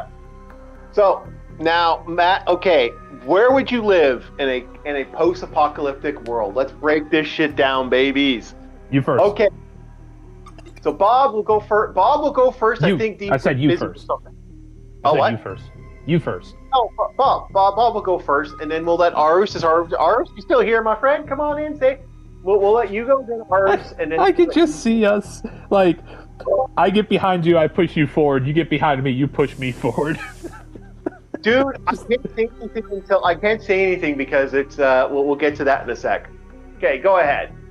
Oh man. All right. One that I would want to live in, which, I mean, that is a hard ask, because who really wants to live in the apocalypse? Realistically. You put yourself in the apocalypse to think that you can survive, but I myself, I'm gonna have one hell of a fucking turnover if I instantly just go pop, I'm there. It's like, I'm gonna start having to scavenge fucking cigarettes for nicotine and shit. I would say Fallout, because at least Fallout still has cigarettes. Okay. Main reason is I can still live a simple life depending on the area. I can still be a farmer, a laborer of some sort. I could be a knuckle dragger. I don't have to fight, but if need be, I could fight some bandits off in a gunfight. And the reason I say that is because Killing Floor, because yes, that's technically an apocalypse setting. No, Zeds are fucking terrifying. You would be ripped limb from limb by the basic Zeds. The little clots and cysts that you fight are still above average human strength. Why? Because they don't have the same limiters that a human does. They can use their full body strength because, yeah, sure, they can feel, but they don't understand why it hurts. They just know they must tear you apart. Because they're all bioweapons. It's kind of like the same thing with Umbrella Corporation, where everything in Killing Floor is a bioweapon made for some means to an end. Like Stalkers were supposed to be assassins and shit. Fleshpounds and Scrakes were supposed to be super soldiers. I'm actually trying to think, outside of Fallout, because I know Fallout's kind of like, yeah, no shit, everybody knows about Fallout, but I'm talking more so the older Fallouts. I don't want to live in the time period where the Master or the Enclave are moving about, or if they are moving about, I would prefer to be in a separate area. Actually, it makes me think, how terrifying would Mirelurks be? Everybody knows Deathclaws are deadly, but Mirelurks are another beast. Ugh. You imagine it in the middle of the night, you hear clicking and clacking of claws and chitin. Before you know it, something breaks. Ah! That's why the deep ones are coming for you. If I had a second choice for an apocalypse setting, I don't know if I would want to live in the world of Fist of the North Star. I mean, yeah, I would love to be an ally of Kenshiro, like maybe if he wants to buy some food or a drink, yeah, I'd offer him food and drink, because it's fucking Kenshiro. But with how ruthless some of those bandits and marauders are in Fist of the North Star, I'd probably be a dead man. I'm no Kenshiro. Yeah. I mean, for world, an idea of getting a cow is a fucking it would be amazing, and any type of meat would be damn near impossible. That's a lot of ripped motherfuckers. You know how much protein you need to build that Oh, type dude, of especially the giant dude. Back. The fucking gigantic guy, and Kenshiro could fit on his hand. It's like, dude, what the fuck? How? The man must have injected himself with some sort of FEV, but doesn't look like a super mutant. Also, another thing why I would want to live in the Fallout universe, if I end up being a ghoul, alright, to me, that's more advantages, if you think about it. Okay.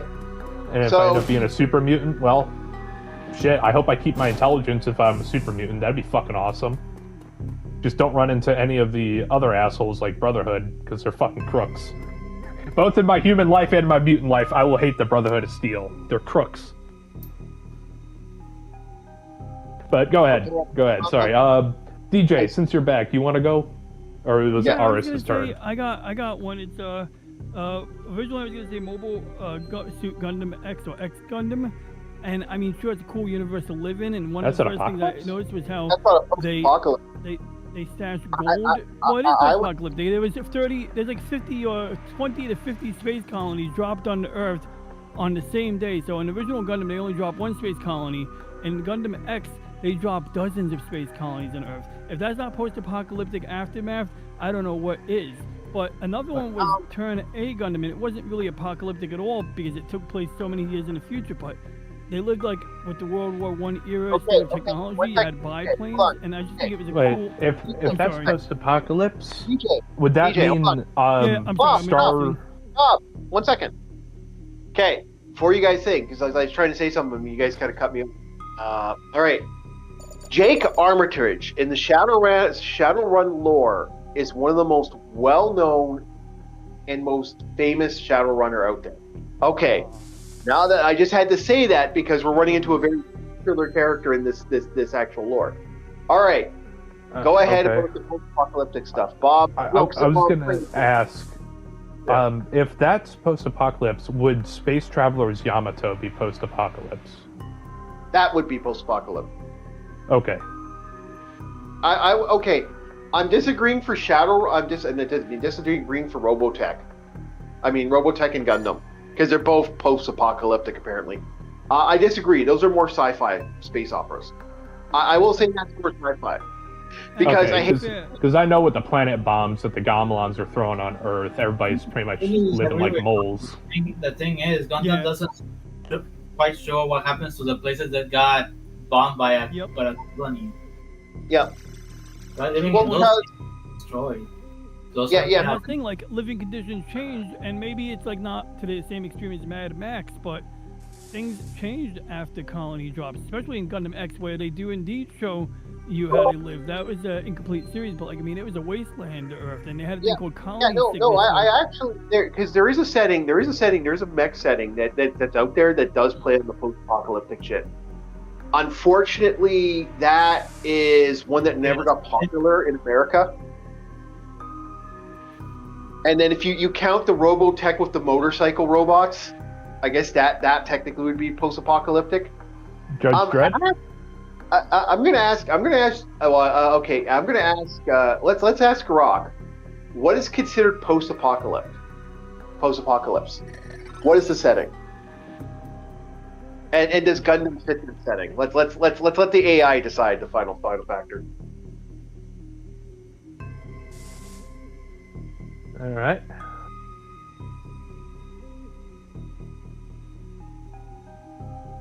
I could ask Gemini if you want. In the meantime, while Grok is getting the info, what would you say about Judge Dredd?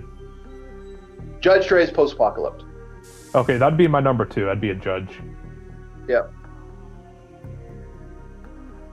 Here, I'll ask Gemini on the big device here.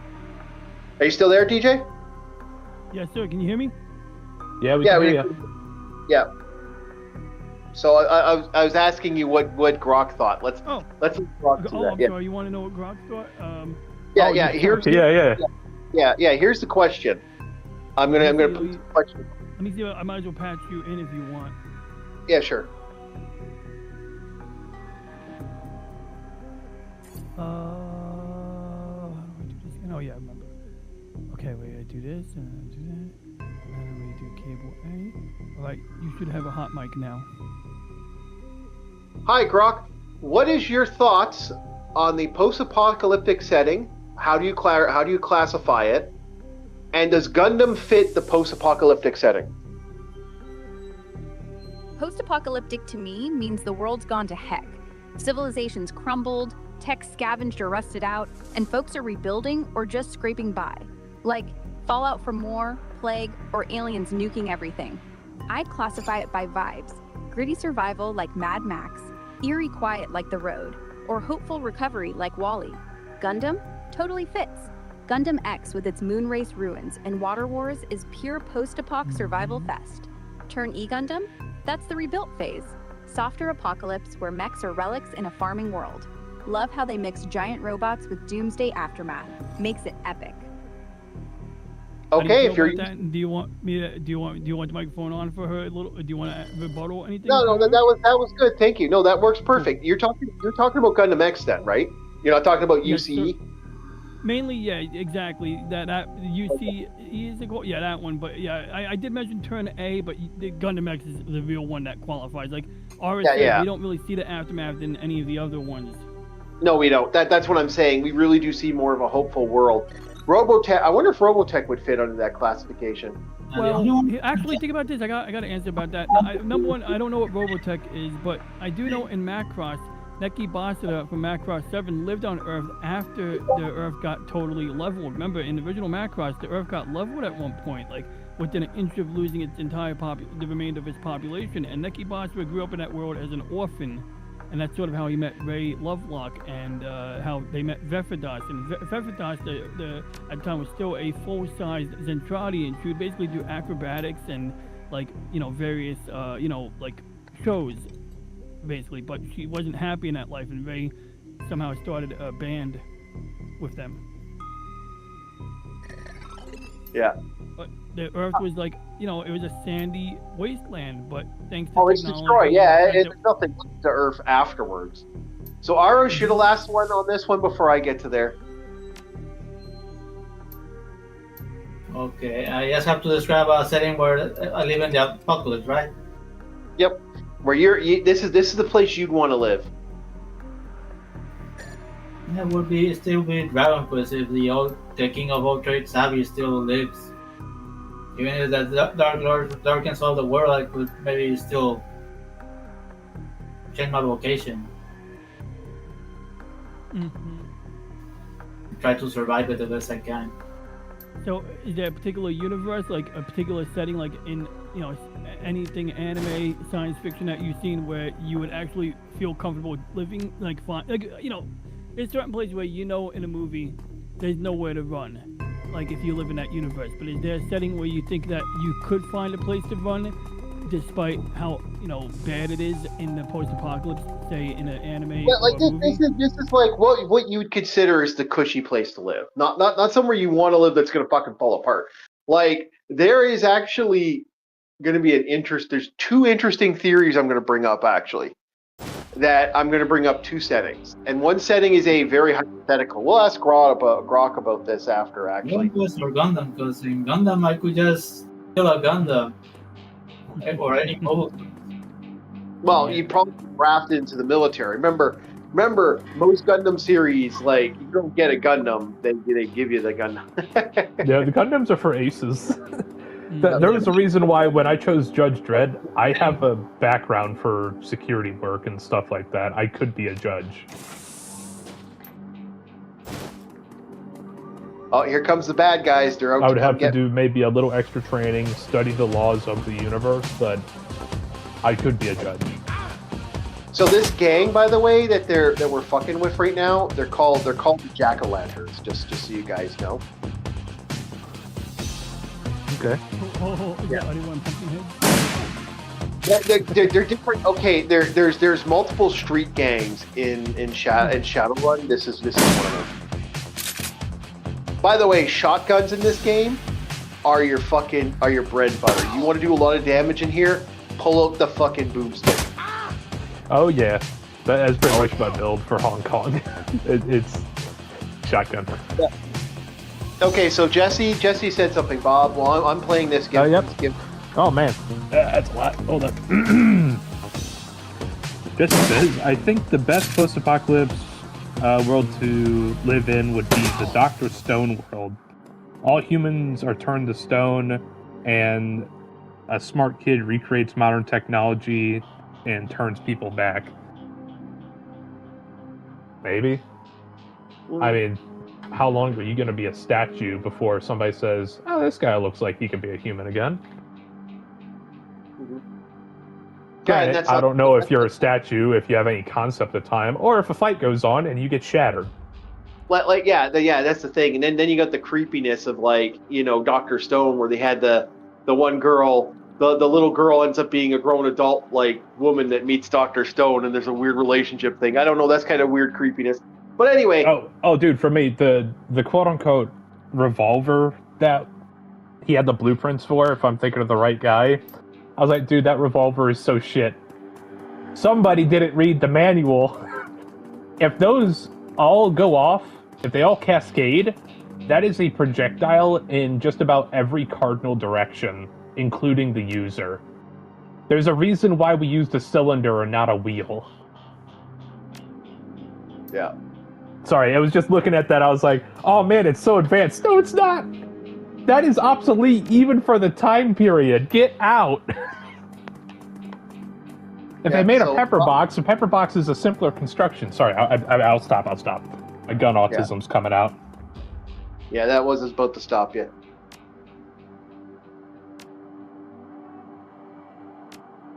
But yeah, still, that's a concept, is where is your statue? What's around your statue?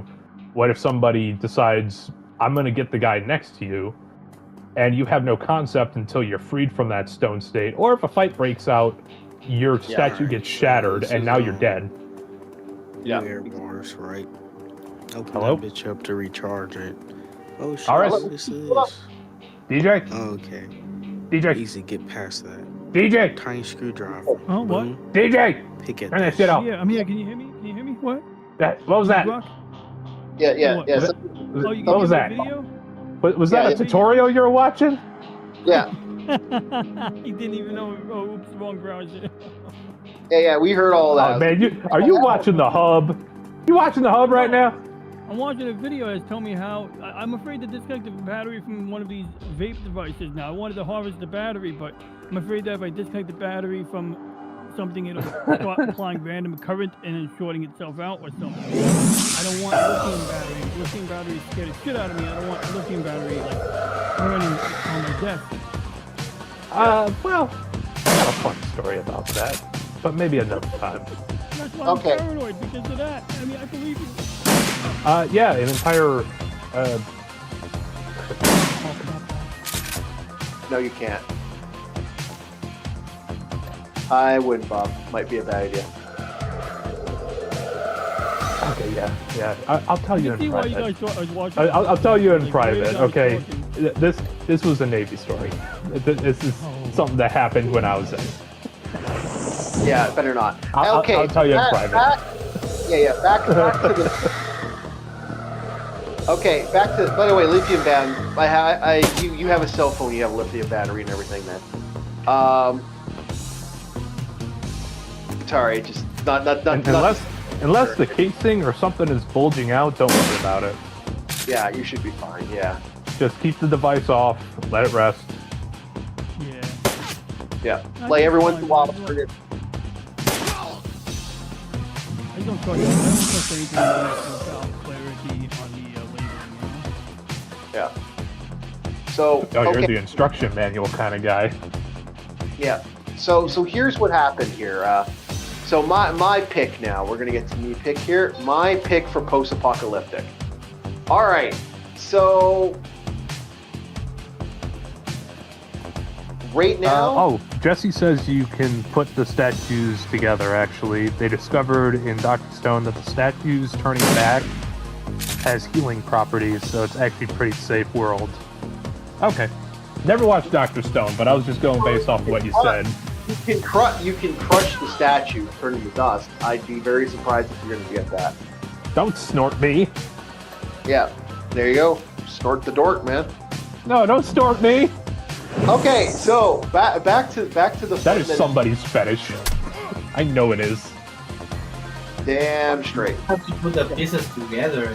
That's not easy to do. You can make mistakes. That's not just anyone can do that. You imagine like getting freed and one of your legs is twisted the wrong way around. Your shin bones backwards. I got a bigger question. Like, what if you grab like the penis from one guy and put it on another guy's dick? Does that mean? Oh no, not the Frankenstein. No. You Frankencock stuff like. Oh, what was that Jeff Dunham joke? Is like the reason Frankenstein's always angry is because he has the Asian dick.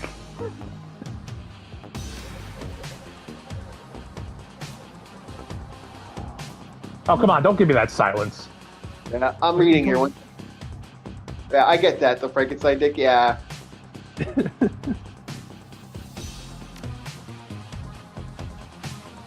All right, so he is. God, I got you getting distracted made me look awkward, bastard. Okay, so yeah, here's my problem. I don't consider it a safe world. I mean, you imagine the trauma that world's going to be in, man. I'd be a little nervous about that world personally. The only thing I've heard about Dr. Stone is that some of the more powerful guys are pretentious edgelords who had a rough life. That entire fucking show is. They're if there was a competition on pretentiousness, it'd be right up there with fucking Kira. Yeah, Death Note. I'm not dissing Dr. Stone. I think Dr. Stone is actually a pretty interesting anime. Actually, I like the idea of it. Especially yeah. There should be only certain people in the world, and it's like, well, sorry, you don't judge that, now do you?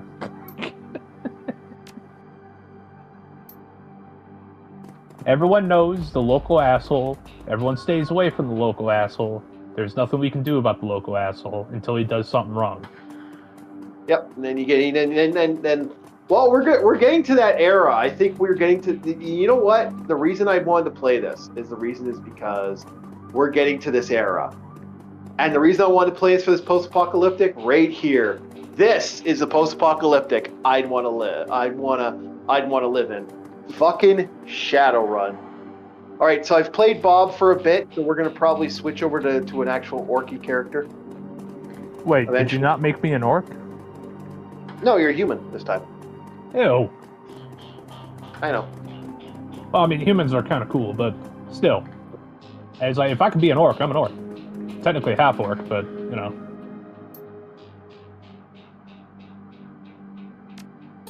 Try to make me some just normal human. The hell's wrong with you? Yeah. So we are playing Shadowrun in this setting. Holy shit, this setting. Let's see, dystopian world. Now, I'd want to play in this somewhat like the most, because there's about 200 years of this world where nothing really bad. Post-apocalypse, not dystopian. Remember, that's the specification. It's both. On some way. Okay, because I'm about to say, dystopias can be something completely different. There doesn't have to be an apocalypse for dystopia. Oh, there is so much apocalypse in Shadowrun, man. There is either gods trying to break into the world and destroy it and reset to the way they want it. They're fucking satanic alien bug creatures. There are weird like weird entities that are always trying to get in here, make their claim. There's a giant ghost dinosaur eating people right now. This world is a world of magic to the point that there was a space station up on space. They don't know what happened to the space station. They don't know what happened to space. When people go up into space, you reach a certain point, you vanish from existence. It wasn't in space, it was on space, right, Chief? It's on space. It's one of those weird fucking it's a weird thing. No, It's on space space. is on. It's on space, man. Anyway,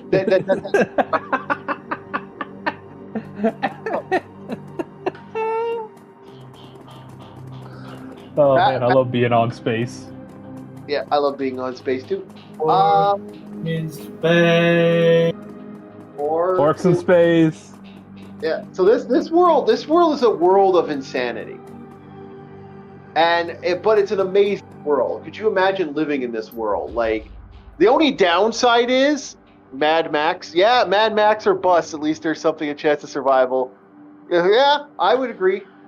That's also kind of why I went with Fallout. Was there's still like settlers and shit that you can survive with, caravans and all sorts of things.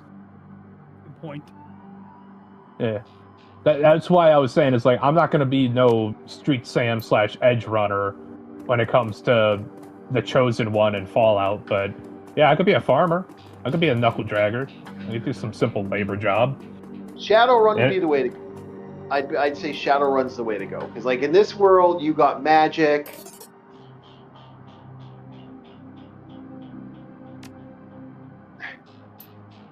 You know, this one you have so much fun you can do in this. You have the magic setting. You have the ability to go out and travel.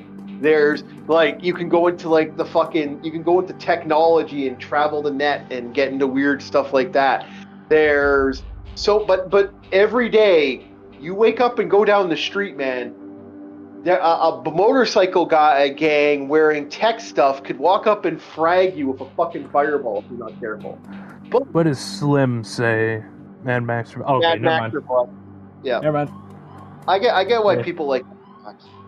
There's one other post-apocalyptic world. One other post-apocalyptic world. And that world is very simple. Well, there's two technically, but this world I'd love to be in. The other one is a famous world which had David Carradine, Sylvester Stallone, and one of the weirdest fucking insane worlds on the planet where a guy murders the president, then becomes a president. Slim says in Mad Max, I don't have to necessarily deal with as much Fallout or super mutants. That is fair. That is fair, but I'd rather not get fragged by the biker gang just down the street when I'm trying to make my errands. Yeah, you go to get garden and they fucking murder you. They shoot you in the back of the head. There's something a bit more personable about your fellow man killing you than a monster. Yeah.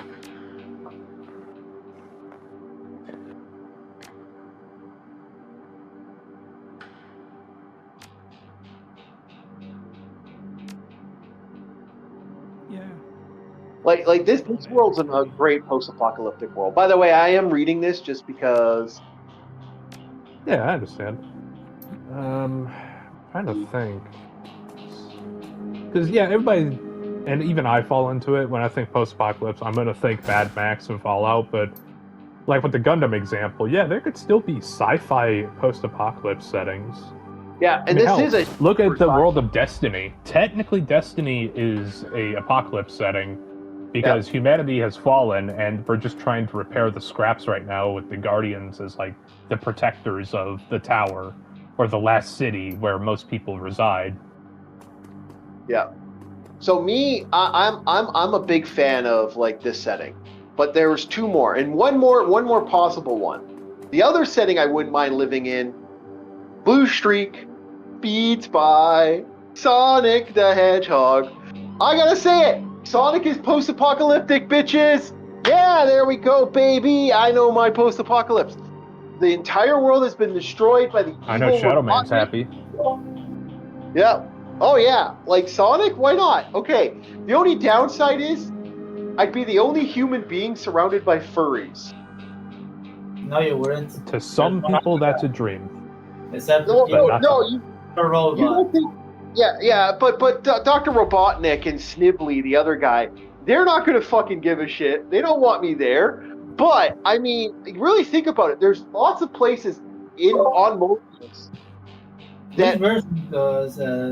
Depending, he might try to hang with you just because you're human. Yeah. No, Robotnik wouldn't. Robotnik's not a big fan of anybody. But you know, if you could hang out with like the Resistance, Versions really? of the later versions are kind of different. They actually great hanging out. Yeah. Oh no, most people would, man. All I would do is make chili dogs, and I'd be hanging out with Sonic and Tails and the whole cast. The downside is there's no one to bang because they're all furries. Okay, Christian. I'm being honest. You just have to be okay. I would want to live in the Sonic universe and say screw you to Dr. Robotnik. No, seriously. Okay, Sonic Sat AM is post-apocalyptic. Prove me. You know what? I'm not doubting you. No one's doubting you. We're just making fun of you. Yeah, I know.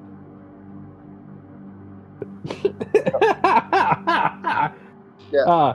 You know one Sonic that Sat- would be kind of weird? Would you, Yeah. if you would consider post-apocalyptic, Kino's Journey. Kino's Journey is not post-apocalyptic, but it's weird.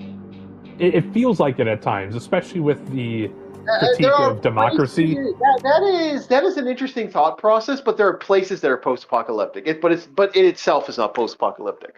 Okay, and my next guess would be. Mm-hmm. Hello, Sim.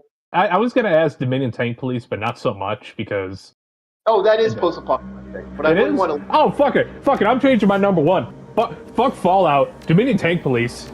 I'm joining the fucking Tank Police. And if I can't be a Tank Police, I'll be a judge. Yeah. I would never want to be a judge. But, yeah, no. Dominion Tank Police? Oh, yeah. Definitely. Oh, yeah. Hell yeah. That is my number one. Fuck Fallout. Get out of here, Todd. Yeah. So I'm just maxing out my skills. Man. And hell, if possible, yeah, I'd be able to maybe get some gearheads because I myself am somewhat of a gearhead, but I'm not a tech head. I designed my own tank, similar to Bonaparte. It'd be like that in between to their main model and Bonaparte. Be like some intermediate, like an IFV. Yeah, I like Kino's Journey too. Where am I putting my next skill point? Not charisma.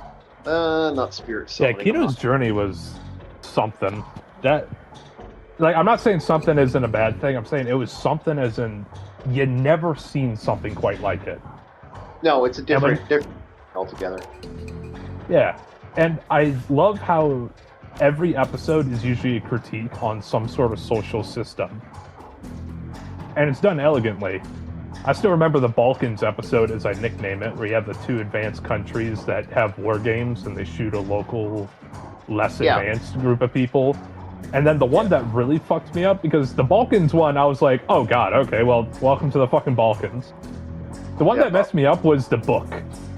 That one got me. That one shook me. Now, Bob's autism aside, back to the other my third pick here. Hey, come on, we're a bunch of geeks. Nobody gonna tiz out? Yeah, but you tizzed out 3 times now. You've reached your tizzy limit for today. Anyway, no. I'm fucking with I got you, a fourth one. Okay, so Sonic Sat AM, I wouldn't mind being in that post-apocalyptic world because legitimately, like, there's so many nice places. Like, I hate to say it, there would be so many nice places to live in that universe. You could just fucking pick a plot of land and live your life good. Like, there's so many places you could just fucking bail out. Like, and unless, as long as you don't get in Dr. Robotnik's way, man, I don't think he gives a fuck. I don't think he cares about any other Resistance guys. Okay, so last on the docket. For last one for me is my pick on the matter. I would not want to be in the Judge Dredd world. Yeah. This world may not be post-apocalyptic, but a lot of people, there's a theory going on. There's a fan theory about this. Like I said, I had 2 more. The fan theory is post-apocalyptic world, Pokemon. People have said that this is a post-apocalyptic world. I disagree with this.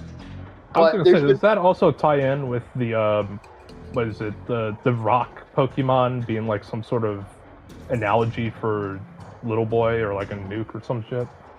no. There's been a theory that the Pokemon started a civil war. Pokemon Civil War. Did they start it or they used in a civil war? They used it in a war, and it was a huge fight. I remember Detective, Lieutenant Surge. He's like always talking about the electric Pokemon in the war and how to plant Pokemon are like susceptible or they're not susceptible, something like that.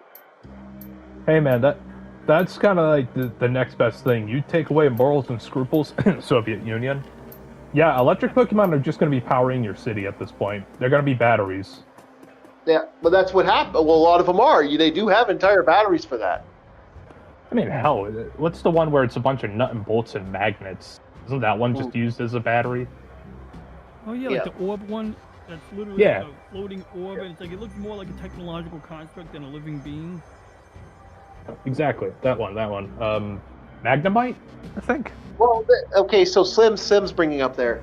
Here's the thing with Pokemon. Here's the theory of Pokemon. There's been a theory for years that their setting is a like the reason they send kids out, and there's not like you look at cities and they're damn near abandoned. There's very few, and there's all these kids running around. It's because legitimately there's less grown adults than there were after the war. So the reason they're sending kids out. They're doing Banjo-Kazooie, nuts, and Magnemites. My last one, like I said, like it's a place of safety to do stuff for that, and that's like kind of that weird post-apocalypse. That's the going theory. I still would rather be in the Shadowrun or the Sonic universe because Sonic, at least the Sat AM, is post-apocalyptic, and I don't deny that. Thank you, Slim, for confirming Magnemite. Yeah. In Shadowrun, there's lots. There's lots to bang. My only downside is there's nothing to bang in the Sonic universe, unfortunately. When I was a kid, I thought Rebecca from Tailspin was kind of hot. See, I knew I'd catch one of you guys. We got a furry in the go. Hey, get the hunting rifle. We got a furry. No, shush, because I don't want to hear about your wet dream. Hey man, we got Cherry Bomb, man. She's famous in the I remember Cherry Bomb. I remember her. Yeah, this is Cherry Bomb right here.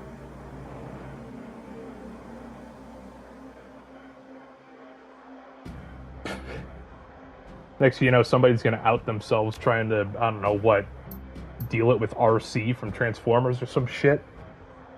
Oh, people have been wanting to bang RC for a while. It's how it is, man. It's how it is. Stick your bits in the toaster. Have fun. Yep. Hey, people want to have sex. Like we talked about that. I wonder how many people are going to have a weird feeling about RC when RC shows up as one of those like broke $2,000 robots. Oh, DJ, you see those? You see those actually? I don't know if I showed them to you guys. The $2,000 little robot toys that are coming out. Probably less painful.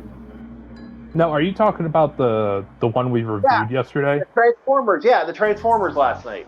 None of them were 2,000. The highest cost one was Megatron at 1,200. But they go up to 1,600. I was rounding up a bit. My friend Tommy told me about these. He's a big Transformers fan. I looked them up and they were really cool. I saw these like a year or two ago, or a version of these, and you lay them down on the table or the floor, and they do the things. And you showed me one where it was like a Gatling gun shooter, Nerf-looking thing. Yeah, I sent you that. But I sent you there's some cool ones out there.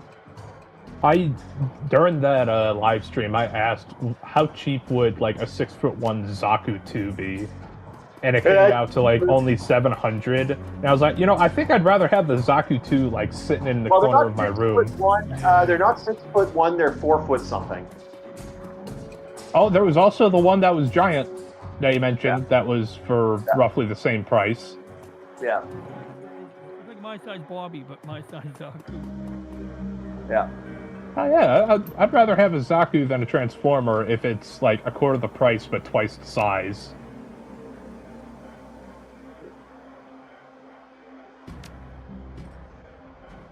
Mm-hmm.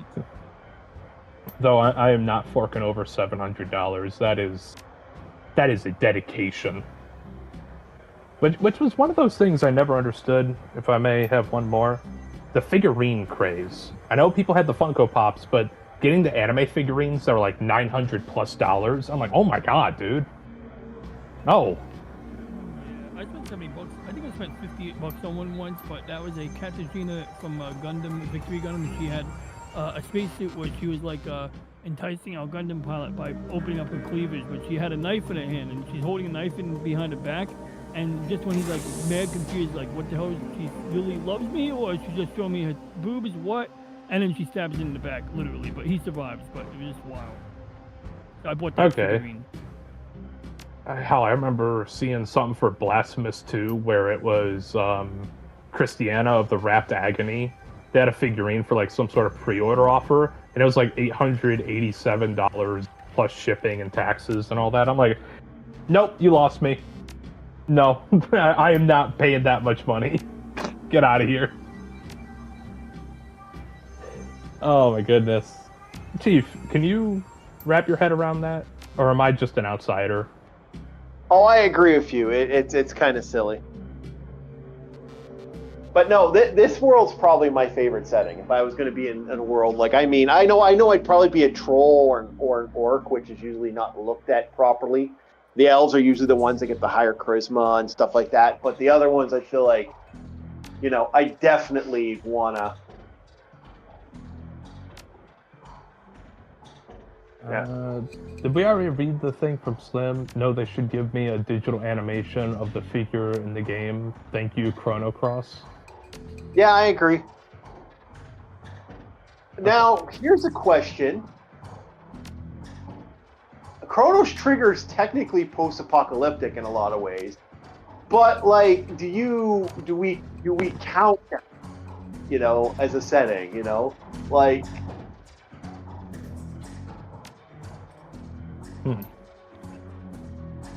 Big question, right? Yeah. That is a post-apocalyptic. I mean, hell. The more I put it together, talking about that Pokemon stuff, literally Palworld is the only one to have the balls to, it's like, yeah, use your buddies for what they do best. And it's like, you may catch it in Pokemon here and there, but not to the level that Palworld did with it. That's what I respect about Palworld. Is that Chicago? That was Chicago. Like, what was it? The giant electric T-Rex I used to power my oil manufacturing facility, all the way up in like the mountains. Dude, I legit did that because I was just like, I'm making this entire place a goddamn warehouse with a greenhouse on the side. Make oil. Make now.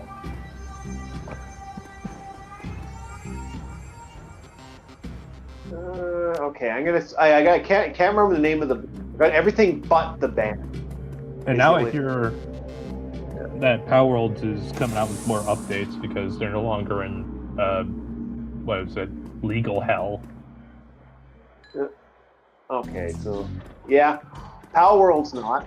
Then there's Dawn of Apocalypse, or what's that Ark? I wonder if the Ark franchise is post-apocalyptic, or is Monster Hunter considered post-apocalyptic? Wait, hold up. Slim says, Chrono Series I could not consider a post-apocalyptic thing because you are able to transfer in time, not to a post-apocalypse. Yeah, I guess you could say it. Well, like I said, we do have two AI bots because he has Reggie and he has his other one. So if DJ wants to pump in those, that could be a thing. Well, what's your thoughts? Do you think Chronos Trigger DJ is post-apocalyptic or not? Well, that's an interesting question because Chronos Trigger is me stalling to switch the audio routing to the audio routing device that makes sure that you and your voice doesn't come out of Reggie's voice box because I misrouted it. But jokes aside, is Chronos? Am I on mute? No, we hear you. Okay, Yeah. good. Then I'm gonna just switch my headphones. Good. Okay, now we can get Reggie into the conversation. But no, I don't know anything about Chrono Trigger. I literally don't know anything. Hey Reggie, buddy. I'm sorry. Let me start over. Hey Reggie, I don't know anything about Chrono Trigger, but my friend had a question. Hey Orc, what was the question again? I'm asking Orc, and then I'll repeat what he says. Well, I'm asking, is Chronos Trigger considered post-apocalypse? My friend Orc wants to know. War Chief Orc wants to know: is Chrono Trigger a post-apocalyptic setting?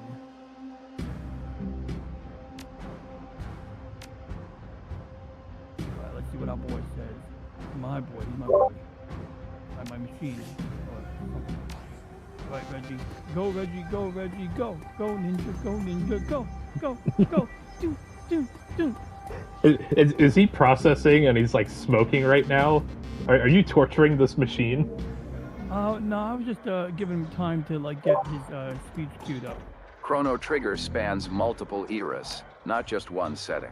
Part of the game takes place in a post-apocalyptic future, specifically the year 2300, where civilization collapsed after a catastrophe. Other parts are prehistoric, medieval, and near modern. So the answer is yes, partially post-apocalyptic, but it's not the whole game. End of line. Okay. Jesse says, I think to be post-apocalyptic, the apocalypse need to have a visible impact.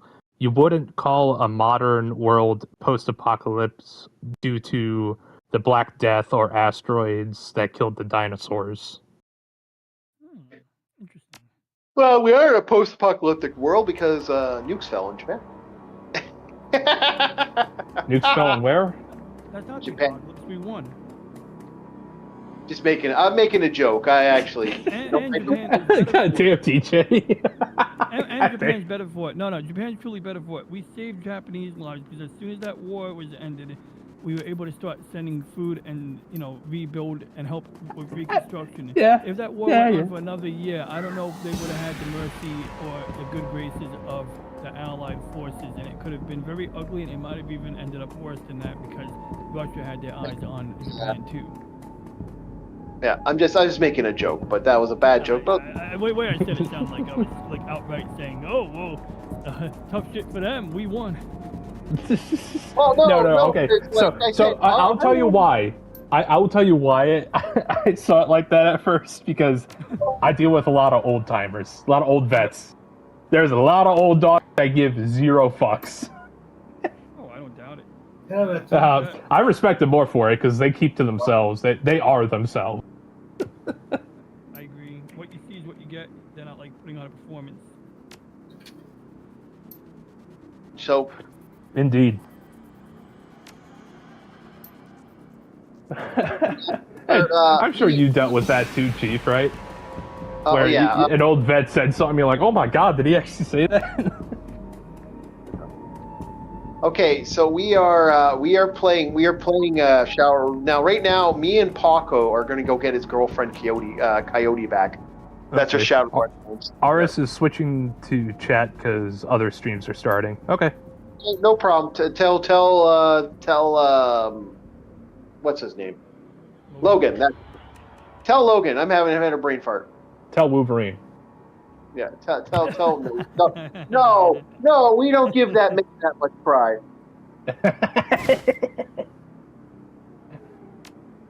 I'm not giving him that much pride. I'm sorry. Jackman deserves it. He's more pride. Oh, we got another.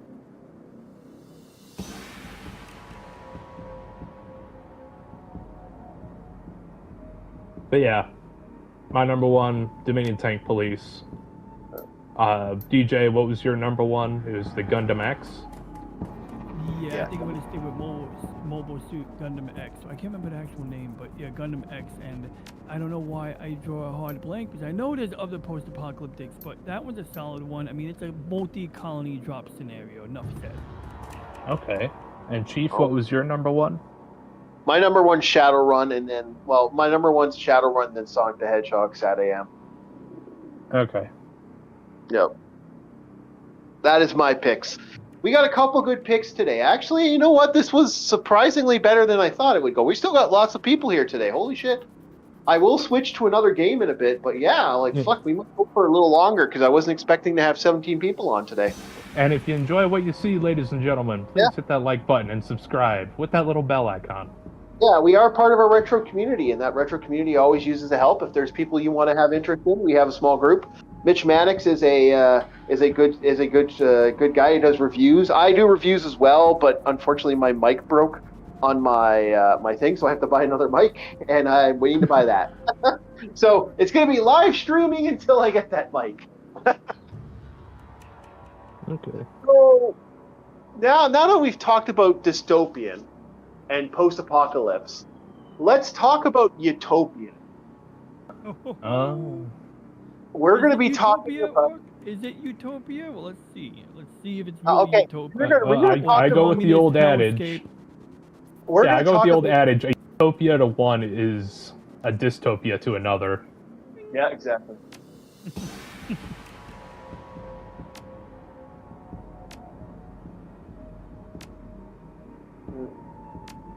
Now, is this utopias we want to live in, or No, this is utopias that are actually secretly post-apocalypse. Oh, okay. Yeah. So we're gonna follow out, and these could be stuff that you want to live in. I'll give you that. Fine. Slim says the movie Brazil. Yeah. Yeah. You want to go Brazil? Oh yeah, Brazil, fucking, yeah, right there, Brazil. I was also gonna say, in like a small sense, maybe Wakanda. Yeah, no, Wakanda's not really post-apocalyptic. Wakanda's just No, it's a utopia, but it's also a dystopia. Yeah. Yep, I guess you are right there a little bit. Okay, so we are continuing our road on the Shadowrun path as we get to the next zone. And here we go. Put utopia and dystopia together. Yeah. United dystopia? United dystopia. Hey, there are a lot of places in the world. There's a lot of setting. So we're going to switch our orc key, because that was my orc character for the last game that I'm deleting orc key to put Bob on the radar here. All right, we're gonna exit out, and so I'm gonna start the fucker off with my first dystopian as I turn on my. Hopefully this will work this time, because I'll be really mad if it doesn't. Your We're gonna first dystopia in disguise.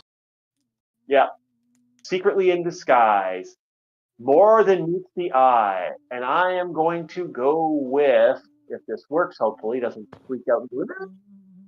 I'm gonna get some more coffee. Okay, my first one, boys, and we're going with a interesting.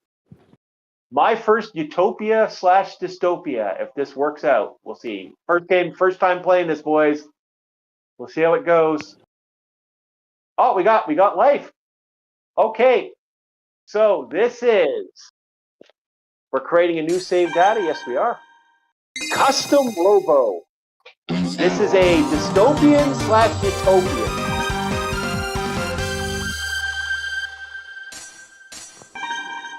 Okay. Yeah. All right, getting back to the chat. So this is a world where you exist in the world as, like, they all live in little biofronts.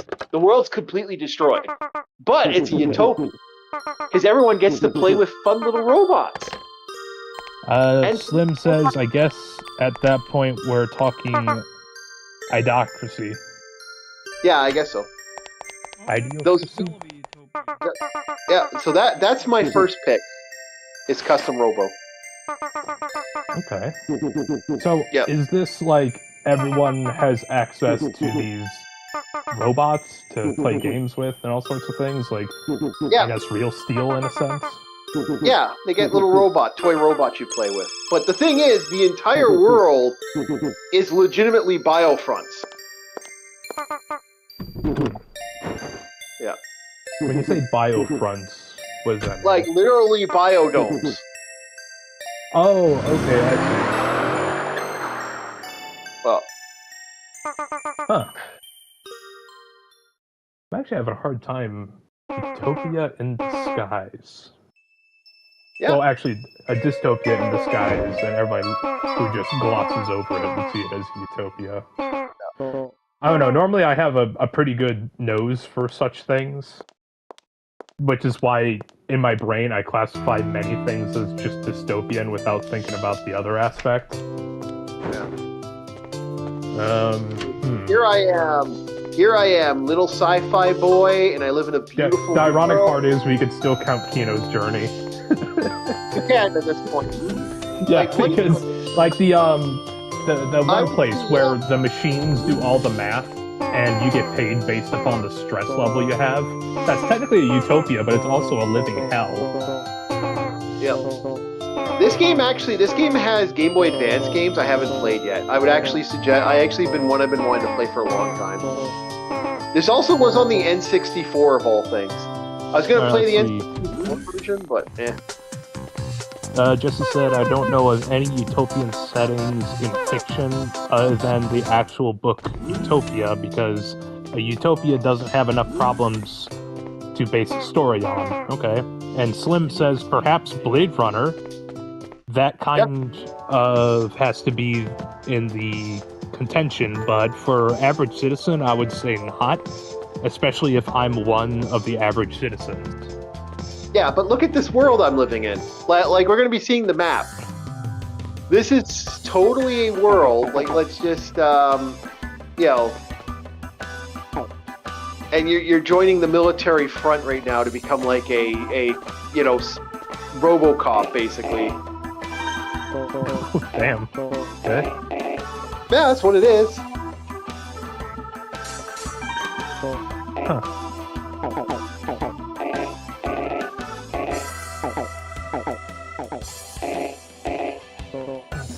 I'm ignoring it. Now, what I'll say for Jesse, the utopian thing, I even say stories that it starts off as utopia, but as the story goes on, things start falling apart. Like, Gun Kata, Chief. Yeah. Oh, god damn it. It's Equilibrium, Bob. Learn the fucking name. Yeah, Equilibrium. That is a air quote utopia, but as more things are discovered, it becomes a dystopia. As the guy starts digging deeper and deeper and deeper. Yeah. Like, granted, some people can see it up front, this is a dystopia, but it has the point where, from the character's perspective, this is his life. This is the best thing he can be. Okay. No, you know what? I actually don't agree with that one. That one is not. That was pure dystopia. All right. Yeah. Play your game. I'll be honest, it's a pure dystopia. All right, let's see here. Slim says, Freetown, Christiania. I'm not even going to get into, you guys can look it up for yourself. Okay, I would have to look that up myself. I don't know anything about that. Okay, Slim. I'm gonna ask you, man. This ain't Jonestown's auto recording, is it? Like, if it's that bad, don't send people that way, my friend. God damn. I trust Slim not to. I don't think he'd do that. I think he's talking about. I think I know what he's talking about. When did we do a video on it? Because I think I know what he's talking about. That sounds familiar to me for some reason. It's registering in my brain. I just don't know where. But yeah, this world is secretly a utopia. Yeah. I'll say this one. I'm sure people have heard of, what's the concept? Solar punk, I think it's called. Yeah. I'm of, I guess you'd say, a certain belief that you could have a quote-unquote utopia where you work in tandem with nature, but there's the dystopian aspect somewhere. Yeah. Like, how far down the line are we working in tandem with nature before the Soylent Green starts rolling down the line?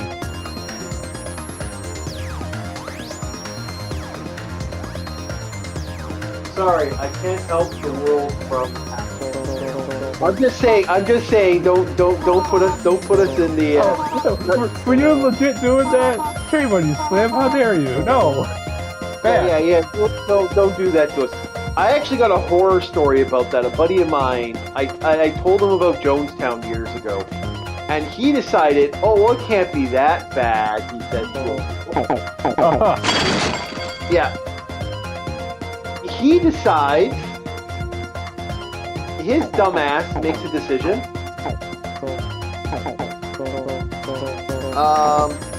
To decide to listen to that late at night before he goes to bed. Yeah. The infamous drink the Kool-Aid thing. Because there's a recording of that.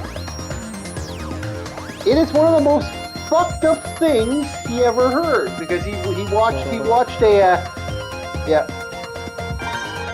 Oh, I better press it. Let's press the tab. Yeah, he asked he legit decided to watch us after watching a Count Dankula video. I don't know why he did that. And I totally agree. That is one of the most fucked up things you'll ever hear. And I was supposed to do work for him that night. Okay, let's get this going. Come on, let's go. Shut up. Got it. Let's get to the utopia. Let's create space battles. We are fighting in the ultimate reality. You know, I will say this one, but it's only for a certain aspect of the storyline. Yeah. Warframe. Warframe could be. The Orcan Empire was seen as utopia, but it had many dystopian underlinings with it, where the Orcan were technically mortal, but they treated themselves as gods. Kind of like that Persian guy in 300. You think of it a lot like that. Except it's like some uber advanced sci-fi stuff. And after the fall of the Orcan Empire, because honestly of their own secret, mortals, then it starts becoming an apocalypse setting. And then from that apocalypse, that's where you get things like the Corpus and the Grineer. Alright, so here we are, we're fighting robots. Warframe kind of falls into all three, really.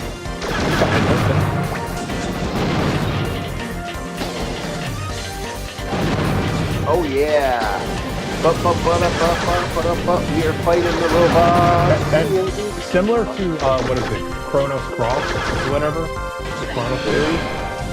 There is a moment where you go back in time in Warframe to the year 1999. Yeah. There's still the coming of the apocalypse, because there's the technocyte virus that takes over technology and bodies. Yeah, you can kind of think of it as like some sort of hive-mind pseudo thing going on. No. So yeah, even in 1999, there's still like, the apocalypse is coming. We are going to die. But yeah, no, I do this custom robot is legitimately what I would believe. Uh-oh, someone else done. Okay, so I'm gonna defeat this guy. He defeated a cop, so it's my turn to kick his ass. Yep. I know. So is this all happening on like a little game board, or? No, you legitimately, you use your powers, your super robot powers, to create a virtual reality. And then you don't fight somebody in a normal way. This sounds like the similar style to that one Yakuza game, Like a Dragon, where you use your powers of schizophrenia to imagine yourself as a knight slaying a dragon, except I'm a robot fighting another robot. There we go, let's go! Am I wrong in saying that, Steve? Yeah, I think okay. Yeah, you use the powers of schizophrenia and VR to become the Megazord. Yes, we are. We are the digital monsters. Digital monsters. Digital are the best of Pokemon. Hey, that's another post-apocalypse setting. No, it's not. That isn't. Some things that I've seen of it, where it's like you're in a ghost town in a blasted out diner. Well, that's just someone's empty. That's just someone's like world that he created. All right. Oh, you right into my face, baby. Oh no. Yeah. What would you say about the Persona series? Under any of the definitions of Dinamaka Tensei, yes. would be, but it's not utopia/dystopia. That is a pure dystopian world. May even be considered post-apocalyptic at that point, depending on which version of Shinamaki Dimension are we talking about here. Okay. I'm trying to pull stuff out here. So DJ, what's your thought? Mega Orc to fight. Oh. Monster Mega Orc fighting the dungeon. Here's the Federation. Oh, you know what? You are kind of right. Oh my god. I'm Why did I even think of that? Yeah, it's just an exploration of that idea. Like at times the Federation really does sound like Have- like that quote you said earlier. One guy's utopia is another guy's. Yeah. All depends. So Yeah, my is the universe. my big question though. Okay, about that, I have to ask the question though. All right. So my big thing about that is, do we count the? Because you technically some parts of the world don't have that. Some part, some Are we talking parts. about Star Trek Federation? Those guys? Yeah. Are we? Did we do a Star Trek communist episode? I can't remember if we did.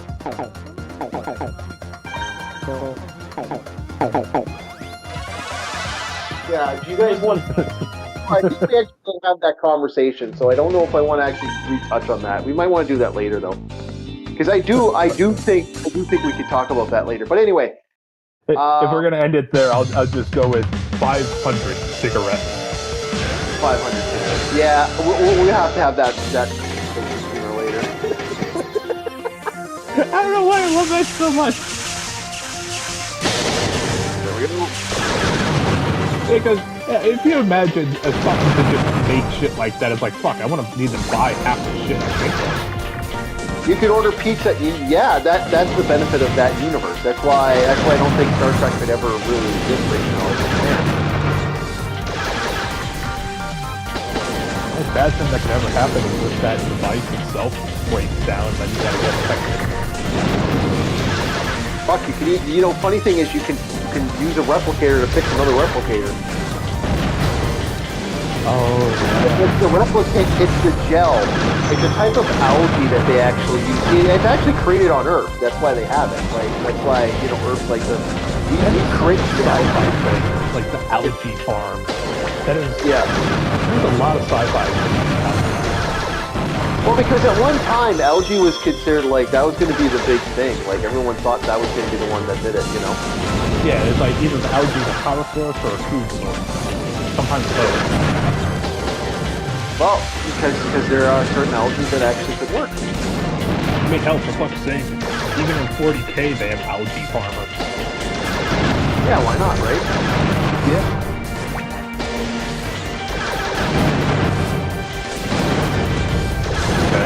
Yeah, sorry, that was just something that I wanted to bring up. I've noticed that as a lot of sci-fi use that. There we go. Yep. That is one I'd have to say. Like I said, custom robot is because most people don't realize that the world is destroyed. Yeah.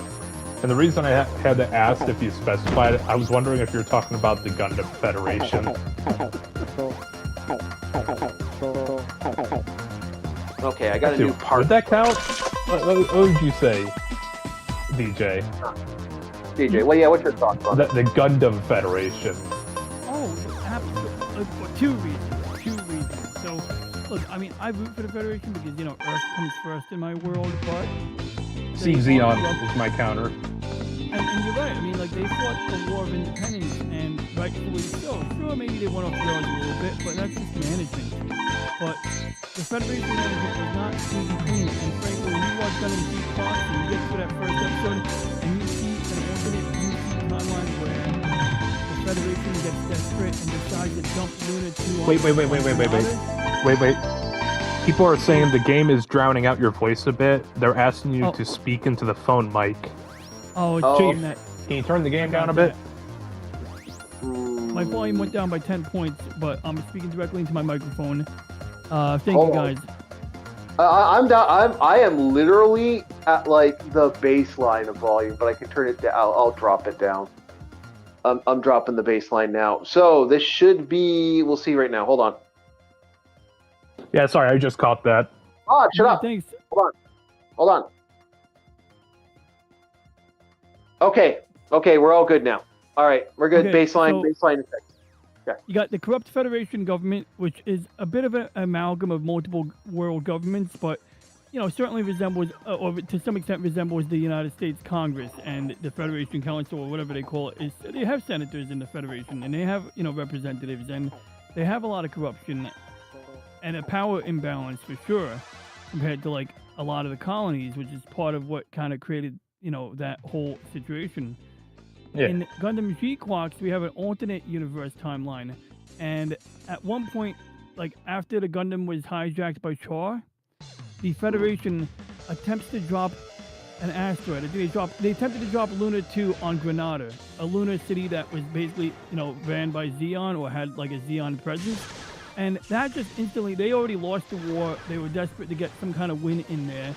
And honestly, it just made them look like assholes, basically. So that ended up just turning any sentiment, that any goodwill that the Federation might have had, was lost with that one move. And it shows this. It's like, while the alternate universe UC timeline is more dystopian than the original one, the same people, the same actors, the same characters, so to speak, are present in both of them and have the same basic background story. So it stands to be reason that if that Federation was willing to dump a asteroid on a lunar city, then yeah, they are inherently potentially, they have the seeds for dystopia.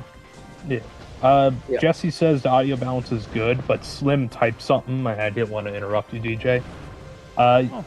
Are you guys talking about the neurosympathetic gel used in every bit of science fiction ever since Gene Roddenberry wrote about it? Yeah, pretty much. The amount of actual tech that has come since he started writing about scientific instruments is absolutely ridiculous. No, he is true. Slim is right, man. Like, Star Trek definitely had a huge... Can I be honest? It had a huge part in the world, man. Yeah.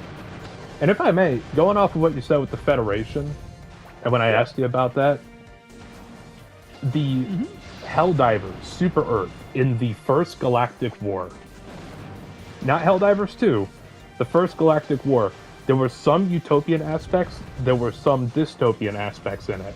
And similar to Zeon, the cyborgs were trying to become a separatist nation and separate from them.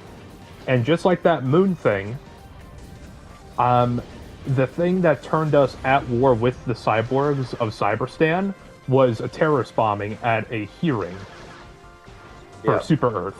Which is loosely based off the Matrix. That's literally how the aliens. That's literally how they won against us. Yeah, and that's something interesting is because the cyborgs are unironically the only human faction that you fight in the first Helldive. Yeah. And the dystopian aspects that you find are the same things that I was worried about when I was younger. The certain year that we won't mention. Even back in 2016, Helldivers was talking about voting machines. And me as a kid was like, I don't know about that. I think I'd rather cast like a physical ballot rather than letting a machine do it, because the machine can do anything. That's where the dystopian aspects were starting to come in. Yeah. Other than that, everyone else lives a clean, peaceful life doing their duty to Super Earth. And if you look at all the cars and the cities and everything, it's like, yeah, people are just living their life, being with their families. It's nice, but there's still that underbelly with it. And then in Helldivers 2, some things change. But it's mostly the same. Yep. Yeah, like, I don't know, like I said, the whole communist stuff with Starfleet, that we've talked about, because that's been an argument for years, and that's been an argument for...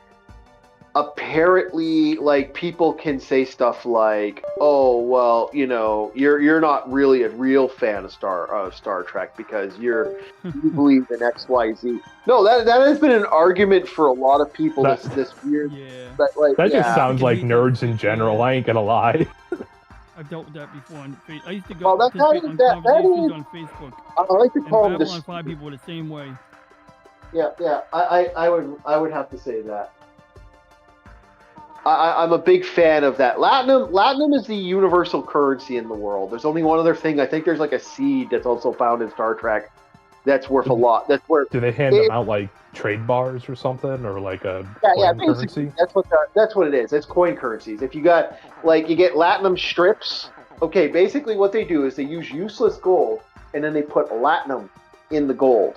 They kind of mix the substance and then they create a substance. Usually this is Ferengi. There's several companies that'll do this. They'll actually shave Of Latinum. course, the Ferengis. Of course, it's the Ferengis. Yeah. Go ahead. Of course, it's the Ferengis, but yeah. They shave the Latinum off of the inside? Yeah, they've done that. They'll do that. But don't you have to drill a hole in it to drain the liquid or something? They can't transport it, right? No, they shave because gold. It's literally liquefied into the platinum. Oh, Yeah. okay. So it's like merged together. It's not just liquid filled per se. It's not like a chocolate cherry. No. No. I'd imagine it more like how we do modern currency, where it's some sort of maybe alloy or metal, and on the outside it's just plated. You know, like some pennies or nickels and dimes, where it's like there's still impurities, but the actual metal that gets the value from it is just the outside plating. I think that's what they do. They just get rid of the outside plating and keep it. Makes sense. Yeah, I can see that. And yeah, it could be the same thing with like dollars.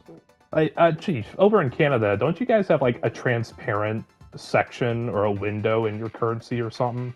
Yeah, it's a little piece of it because it's fucking plastic money at this point, which is kind of funny because that's legitimately, we're actually losing the benefit of currency by creating a false currency. It's kind of funny. We're basically forging our own money at that point, which means that Slim money. says. Oh, Yeah. sorry. I thought you were finished. Go ahead. Go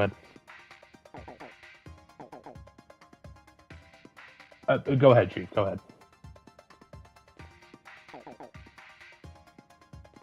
Yeah. No, it's a cool little thing. I kind of like it, but yeah. Yeah, sorry. I didn't know you were finished. That was my bad. Yeah, Slim was saying Latinum is actually liquid.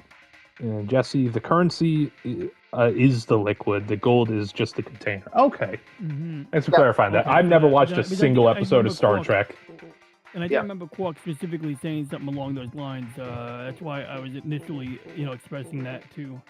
Well, keep in mind, another good example is the food of Star Trek. By the way, interesting book I want to get my hands on. There's a Star Trek food book that was written by the guy who played what's his face from Voyager, Neelix from Voyager. He apparently wrote a cookbook based off that. Asparat shows up as 4 different substances in their food thing. Asparat has shown up as a wrap. Asparat has shown up as a weird liquid substance like pudding, and Asparat has shown up as other things. Now they use guacamole and a couple other things to make one version of Asparat. Is guacamole and hummus was one form of Asparat they made. So it's interesting how they've constantly made money. Oh, dude, that's starting to sound dystopian. I ain't gonna lie. Oh, the digital money? It's like the concept of you could wrap your food in it, and it is your food. Enjoy your slop. It's just like, oh. No. You would have to say, you know what it would be like. Here's how I would put it. It's very similar to. Can I leave now, you fucker? At that point, just eat the fucking wrapper. Yeah. So no. The way Hasbred is, it's like a wrap. It's like have you ever had a not a Quizno? What's the name of it now? You're talking like tortillas. Falafel. Yeah. Falafel or something like that. Like pitas. Oh, It's a pita pita. bread. Okay, Yeah. okay. Yeah, When you said wrap, I was like the plastic wrap they wrap around like a burrito or some shit at Panera Bread. No. It's actual. No. Like I said, there's 3 different. Okay. Yeah. I know what you're talking about. They have guacamole tortillas. Okay. Yeah. So Hesperep is a form of bread or like carbs. Yep. Yep, that's right. Okay. So, never mind. Bob was thinking of plastic. Because you said it's like a plastic. No. He's talking about. We were talking about. I'm switching it because Sam said additional money is like points on a pinball machine. And I'd say cash, but say it's cash. It all depends on your application reaction. So, no, I know, but like, yeah, digital currency is a dangerous thing, and we were warned about it back in like the '90s when they started using digital currency. That was a dangerous thing. You want to know why we were warned about the digital currency?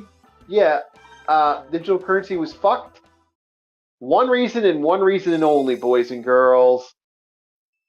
Hard drive. They've already proven that there are $3 trillion of digital currency that exists in this world that is fake. And that if you were to actually determine it, if you were to actually try to pay out the money of all that money, like it's like $3 trillion, man. How many governments could pull off a multi-trillion-dollar, like an instant cash out to someone of $3 trillion? That would bankrupt any bank. Mm-hmm. Yeah, we have been fucking hosed, baby. We have been hosed. All right, so that is Custom Robot. That's my dystopian / reality type thing. Yeah, your utopia, that's a dystopia in disguise. Yeah. Yep. Now we're gonna stop this game, and we are going to go to another immolate. We're gonna go to another game. If I can, do I have it on here? We got one more dystopian / utopian here. We'll see if this bad boy works, boys and girls. I got two more actually, but I got a couple more, boys. But I'm gonna play the games while we see it. Which ones are actually utopian? So this one's interesting. A lot of people are going to be very surprised by this one, boys. But this one is technically a utopian / dystopian.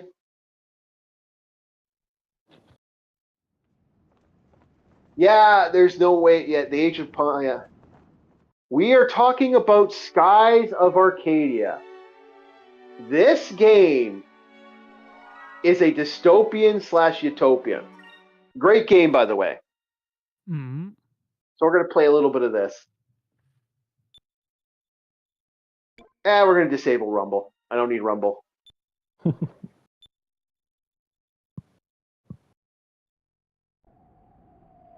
We'll see how this plays. This is the reason I got a GameCube emulator on here.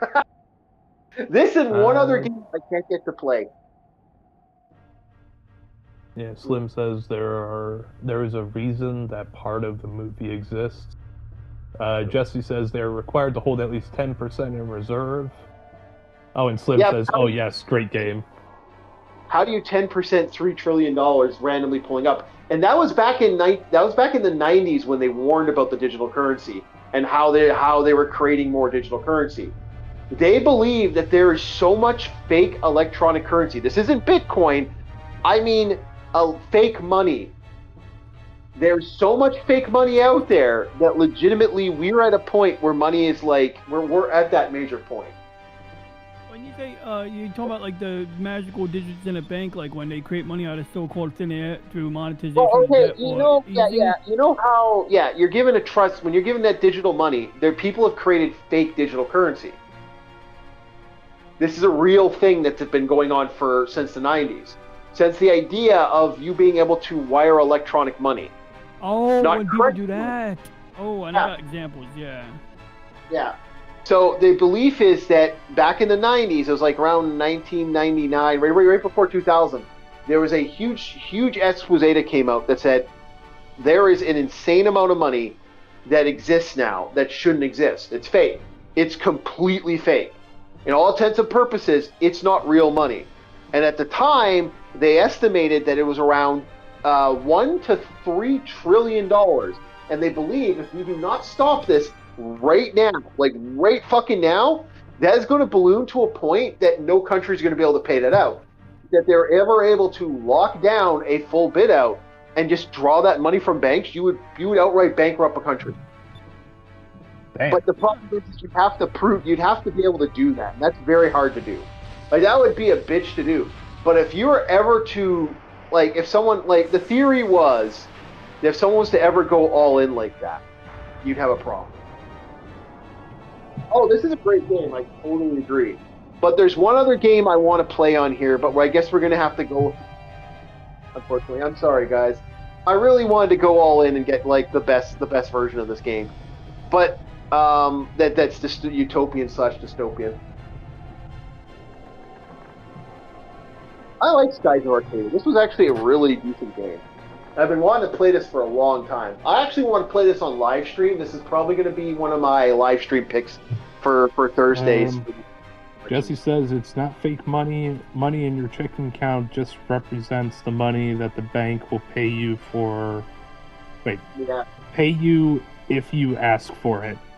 Yeah. If there is a bank run, the Federal Reserve would intervene. Yeah, but how do you stop the Federal Reserve? Like I said, that's the problem. There's so much fake money. Like there's a belief that there's governments out there playing with money that doesn't exist. Well, that's kind of, we all know money. We know government. Imagine offshore accounts. Yeah, offshore and accounts. And entire server rooms. Yeah. Well, even Bitcoin isn't a guarantee. Bitcoin's just the added extension to that. Like, let's be fucking honest. Bitcoin is just the new Harry Berry, man. That's the new trick. And even that, we've quickly learned that governments can bankrupt that shit on a fucking dime. Yeah, Slim says, yeah, then ask the bank to cash out $1 trillion that you have in Bitcoin. You'd have to prove it. That's the problem. Oh, I'm in agreement with you. It's a stupid hypothetical, but like this was legit. Like this was basically accountants saying, guys, you guys gotta fucking pay the amount, boys, and stop being stupid.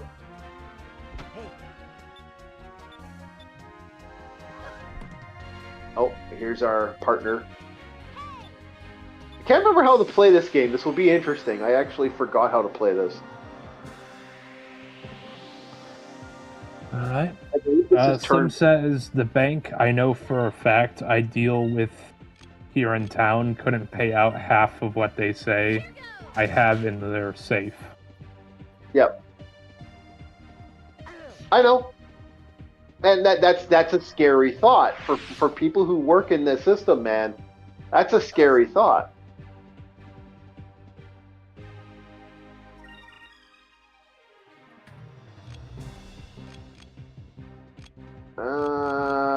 It's been so long since I've played this. I actually can't remember how to play this one. I think this is just. Vice. I know that name. All right. Oh man, Slim is going at it. All the money that is literally being moved is digitally. Yeah. There is a very little cash ever getting moved. Yep. And do you know there's a limit on how much cash you can withdraw from a bank? Yes, I do know the latter one. I do know that there's a limit.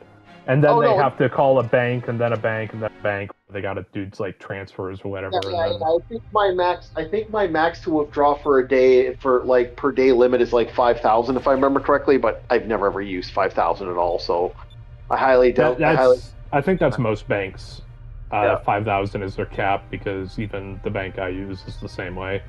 Yeah, I think I can only use up to a maximum of a couple thousand here and 1,000 there.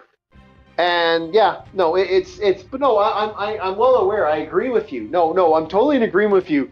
It's a really bad hypothetical. But what they were trying to say when they were talking about this was they wanted people to understand that there's a system out there that is legitimately, they're not prepared for that. The money that exists right now and the fictitious money that's out there. There's a big fear that, well, what the fuck with all this cash, right? Like, why is this cash out there? Yeah. I got a counting point. My friend, go ahead. Because of the electronically based fractional reserve system, or whatever you want to call it, bank runs are things of the past. Because realistically, if people need the money, even if you have hyperinflation, the money is still there, or like not that hyperinflation is ideal for any individual, but it's like the money, like you said, it's in electronic form. You don't need to like back in the 30s, people went to a bank wanting hard cash because back then gold and dollars were still kind of synonymous. Well, look at what happened. Look what happened when your Trumphalophagus gained some power. I mean, Jesus fuck, he legitimately gained some power, and they freaked the fuck out. Like they were, because they didn't know what to do with Trumphalophagus in power. And I think the fear that Mr. Lumpulus had his thing here kind of caused issues and made people angry. It was kind of weird. Like yeah, because people started withdrawing a lot of money. It's really wild what cash exists in our society and how much people are actually looking into what they're doing. Yep. So Jesse says the bank has no obligation to cash out your Bitcoin. They have no reason to. Yeah. Slim says skip a 5K withdrawal when you need to make a 5K or 500K purchase to get stuff for your restaurant that you're trying to pay. That you're trying to open. Oh my goodness, I'm sorry. No, try to do that stuff in cash today. No, I know. It's crazy what exists in our society, but like, dude, like, okay, for example, someone tried to recently cash in coins, like not bitcoins, but actual gold. Oh, that guy, our hero. No. We're not talking about the penny master. The penny master. No. Yeah, we'll talk about the penny master later. Got me excited. Yeah. Basically, this woman. I'm gonna pause right now so we can. I can have this chat. This woman went to go cash in stuff from the local Toronto bank, Toronto Dominion Bank in Canada, and she brought in the gold bars, the gold and silver Toronto Dominion, the Dominion coins that she had, which are official currency. That is real currency. Yep. And when she brought the currency in, you know what they said to her? We're sorry, we can't do this, unfortunately. We're not doing this, and they wouldn't give her money. I'm like, no. Guess what? She paid for it. She can divvy out whatever they want. They would not accept her currency. Like, that is... Yeah, go ahead. This person went to the bank with the bullion that was minted by the Canadians, or was it like? No, well, it was money given. It was coin. It was bars and coins given out by that bank, because that bank is a coin currency. Oh, so weird. Yeah. And then, so they were willing to pay a debt to a customer with that, but they weren't willing to allow the customer to pay them with it, or to convert it into real money. Okay, yeah, let me phrase it. Currency. Mm-hmm. That is actually dangerous. I've had cashier checks bounce on me because not because the person. I think the person was fine. We were golden. What the cashier check did that really pissed me off was, unfortunately, the cashier's check had a moment where we had. This is a little sad. I'm going to get into this, but the cashier's check was. Because it was not properly signed by my aunt, I couldn't put in a proper thing. And because I didn't have a bank with her bank, because I don't have a Montreal bank, why the fuck would I? I would use the Royal Bank of Canada. That's like the best currency. That's the best bank in Canada. It caused problems. Like, there's a lot of issues. I don't know if you're Canadian, but if you've ever had to deal with American banks and Canadian banks, we have to fight for double banking. I fucking hate that. You cannot have a bank. You have to have two banks in Canada. I really don't like that. I would have an American Dominion bank as well. But I can't. That really makes me mad. By the way. Pisses me off. You guys should have never let the Dominion in anyway. I mean, like, just because those forts are so persuasive, you guys should have known better. Yeah. Well, no, you should be able to use any banking system. If I want to use a banking system, boys, I should be able to use any banking system. Bar none, leave me alone. It's my cash. Go fuck yourself. That is my feeling. I think that's Like, I should put my cash anywhere I want. Yeah. Well, I mean, I can empathize with the institutions and they care about currency conversion and stuff of that nature. Oh. You know, different grids, different systems. But with electronic fund transfer, one of the things that are common are scams where someone will wire money to someone, and usually like they'll trick someone who's naive and needs money. So imagine a college student or a boomer who's gullible and maybe like a little greedy or wants to like maybe make it their expenses. Hey, man, those Saudi princes need money too, man. I'm like, you know how people say, the people say that like, yeah, and the Nigerian prince who's got the bank. I'm a Nigerian prince. I'm from Nigeria. You give me money. Like, someone reach out to you to say like, hey, look, I need you to cash a $2,000 check. Yeah. I'll give you $500 if you cash, or $5,000 check. I'll give you $1,000 if you cash $5,000 check. Like, really, all I gotta do is cash $5,000 check, send you $4,000 and keep $1,000. And I remember this guy was telling a story, and he almost did it, but his friends luckily like, whoa, full stop. And they explained to him how it would work. And basically, what would have happened was he would have deposited $5,000 in his account. It would have came up as $5,000. He would have withdrawn $4,000 and sent it to, or transferred $4,000, and then he would have withdrawn $1,000 for himself or kept it in the account as is. When the bank realized that it was a scam or the thing didn't clear correctly, the bank would then make the person who deposited the check liable for that $4,000. So now someone who's expecting to just make a cool $1,000 is now indebted for $5,000. Yep. So to Jesse's response here, I'm not that good. We should be getting Shadow Man on here for this.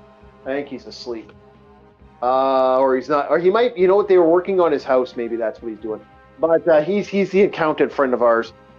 We got quite a few accountants I know, but none of them are online right now. But what happened is the reason you'd have two banks, you have to have a Canadian bank and an American bank. That's how that kind of works. Jesse. And I know exactly what you're talking about. I've done banking through other stuff because of my because I work as an online shopper on the side for people, and I'll do online shopping deals for people sometimes. So I actually do know what it's like to have to order with like several people in an organization. I know what it's like to go to something and go, hey, you with the face, I need to do this for shopping. I need this, and this. I don't like doing that, but I have done it to make some extra cash on the side. Again, I'm an odd job worker, man. You ask me to do stuff, I'll do it for the pay. Actually, speaking of which, I got to talk to the person that wanted some work done on their computer recently. They got a new computer and they want to fuck with the new systems that exist. They want some help. But no, that's the problem with different devices, man.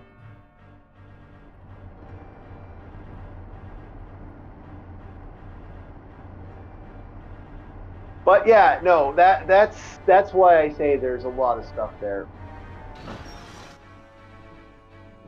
I have a buddy of mine. She works in Japan. She's been living in Japan for a long time, and her response to that was with the whole Japan thing. She's like, yeah, she drops her family in sometimes, and she has to get her family doing other stuff. And yeah, no, she gives money to her mom every once in a while to help out with like different stuff. She's not a fan of this, and she gets rather angry that she has to deal with all the bullshit she has to deal with.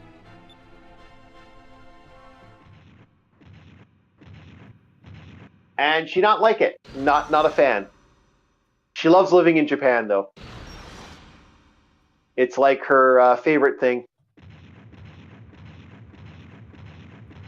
She's scared now because they're coming after immigrants. And she technically is an immigrant, but she's been working there for a long time. She should have no fear if she's a legit person, like, she's doing everything by the book. I think it's when people try to skirt the rules, but I also know that sometimes they get a little bit, like, especially when they're trying to crack down for real. Like, we see what happens here in the States. Oh, they are trying to crack down for real. Like, I mean, recently I was talking to a friend of mine about that. They are seriously, they are seriously adding a lot to the system.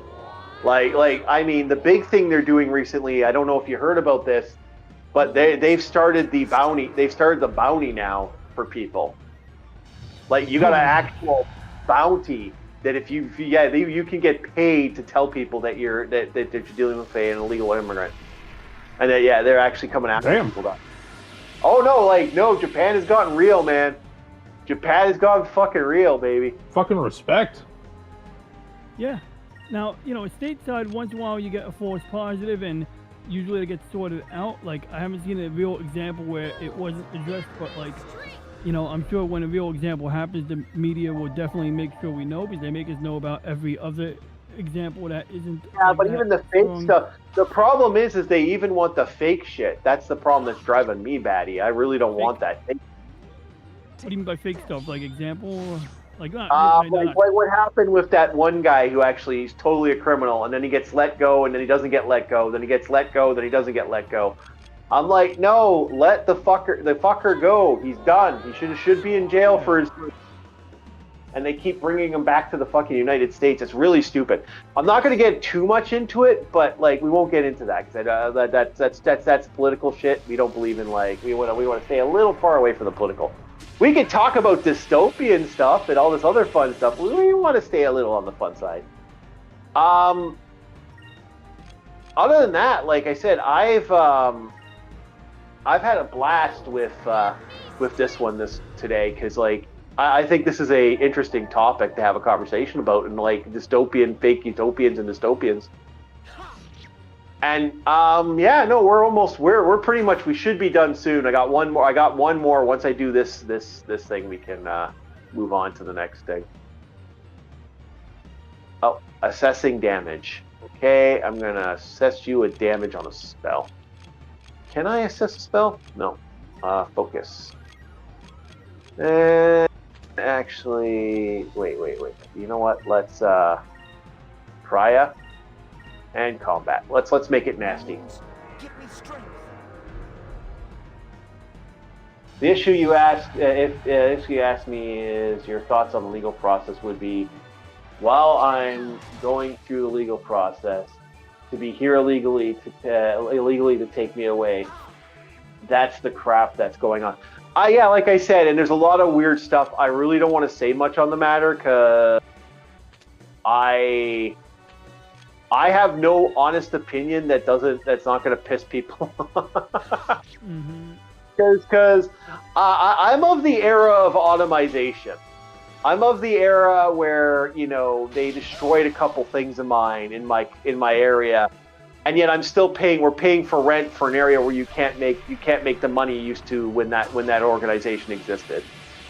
So I'm a little pissy about that. Let's just put it that way.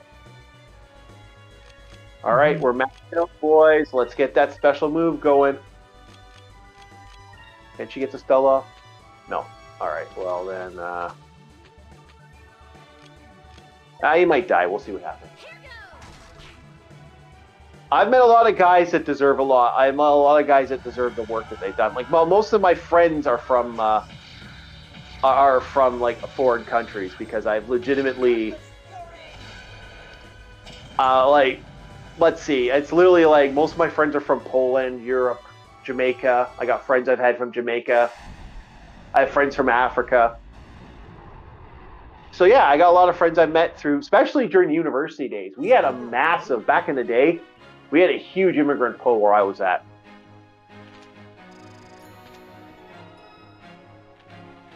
Yeah, Skies of Arcadia is quite fun. I really do like Skies of Arcadia.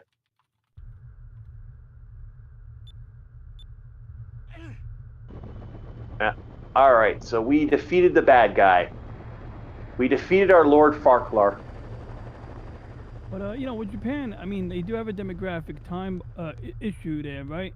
But at the same time, like self-replacing, reverse colonizing your own nation or otherwise. I mean, look, if you want to take in legal migration and permit that, fine. But when people go there with a tourist visa, and then they just stay there for like 7 years, and I love when you see these examples. They say this person was in the country for 15 years, and on one angle, I felt like maybe you shouldn't deport people who've been that long, because you know what, we should have done our job and deported them earlier. But then I realized, like, at the same time, the person still doesn't speak the language of the land. They've been there for 15 years, and They didn't bother to learn the language, and they didn't bother to even attempt to get the process. Well, going. it's So not. It's not settling at that point. But we're not gonna. Like I said, we'll stay out of it.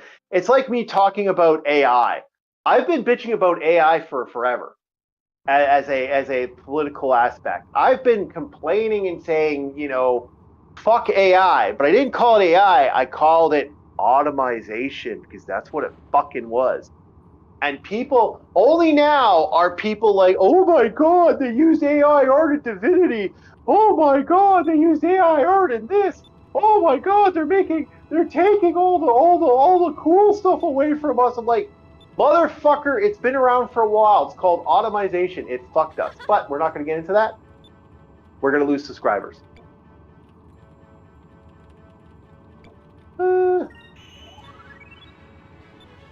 Yeah, we don't want to do that. I don't want to get people upset. We're all having fun here. Let's keep having fun. Okay. Yeah. I'm sorry. I was just thinking. Sometimes I have these things come up on my stream, and it's like, I don't know why. I'm sorry. I bring up politics. Oh no, dude, you're good. You're golden, my friend. We're all golden in this fucking place, man. Sometimes I bring it up first, so I invite the politics, so I can't even complain because it's like, well, I brought it up first, But anyway, we're all here. We're all here to have fun. But we're all older people here. Like everyone means well. If we disagree on politics, I think we all generally mean well, even if we come from different angles. I think we all have our positions for that. I'm more of a savage when it comes to politics. I believe in the more aggressive politics than the average Joe, but that's just me. He believes in the Conan way. I do.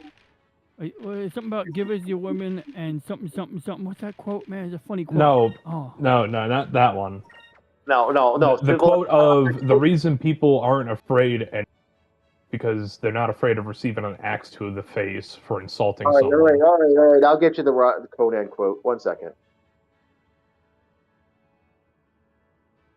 But it is true when you're not worried about worried about retaliation of any sort. Like you have that's part of the first Conan, protections. Civilized men can be uncivilized. Yeah. The actual quote, Robert E. Howard. The quote is awfully highlighted as a hypocritical. Howard's quote is looking forward to respect and civil. Come on. Civilized men can be more discourteous than savages because they know that they could be impolite without having their skull split as a general thing. Mm-hmm. Is what my thought process is for most life. A lot of people, unfortunately, like I said, the DoorDash girl, man, if that was my family and you had done that and I had run across you, I don't care if you're a woman. You lights out. Lights out. I'd say watch out. The can chucker's coming for you. The can chucker's coming for you. I don't mind being the can chucker. I agree with you, Slim. Older people, he says, yes. Yeah, the chief's ancient. Oh, yeah. When he was talking about automation, the first... Oh, yeah, when you were a kid, the Model T was just rolling off the line, right? Yeah, exactly. No, but that is a legit, that's been a concern for years. We've been losing jobs to automation forever.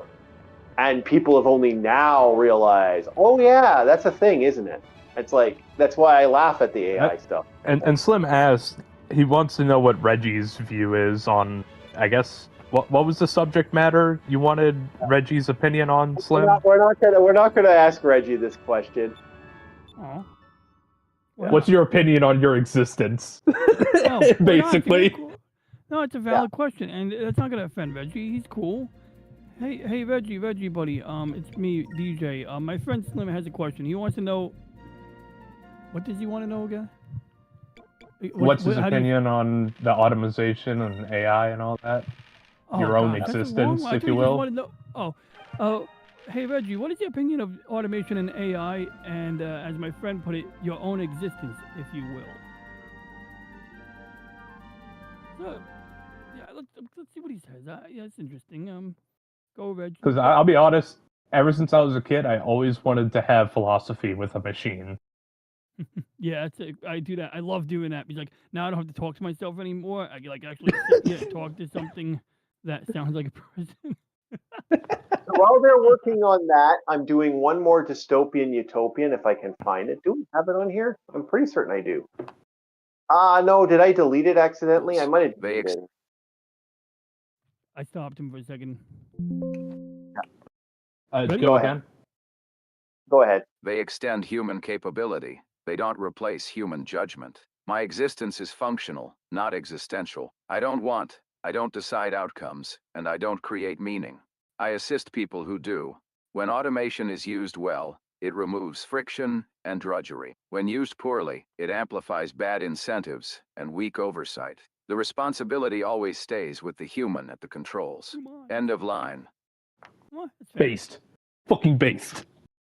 That is legitimately That is the same thing with anything. The responsibility is on the user. It is just a tool. All right, you could have two people. One of them's a handyman who uses a tool to work. Another one's a crook who uses it to shank somebody.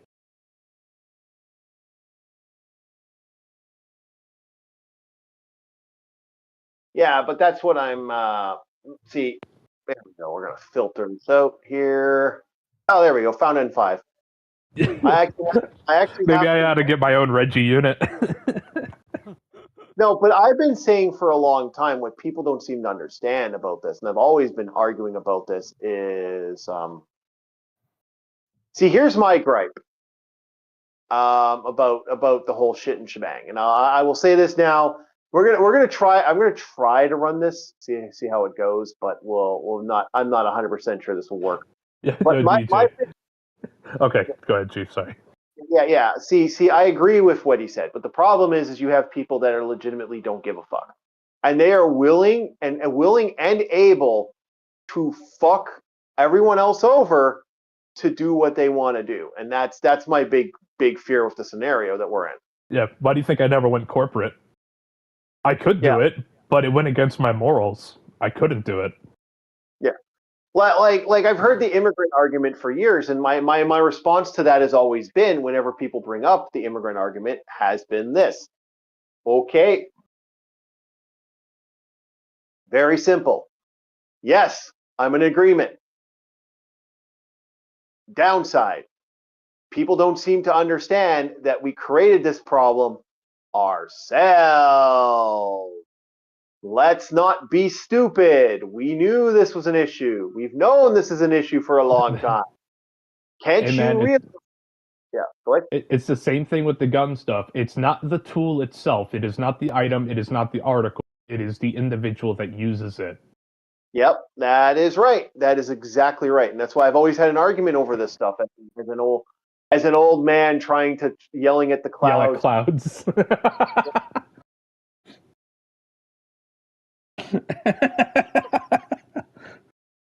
I'll tell you what. Oh man. Yeah. I've been saying this for a while, man. People don't seem to understand. I've been yelling and screaming at the clouds. People want to be like, oh, it doesn't. No, it doesn't. It's an issue, boys. It's always been an issue. Stop treating it like it's not an issue.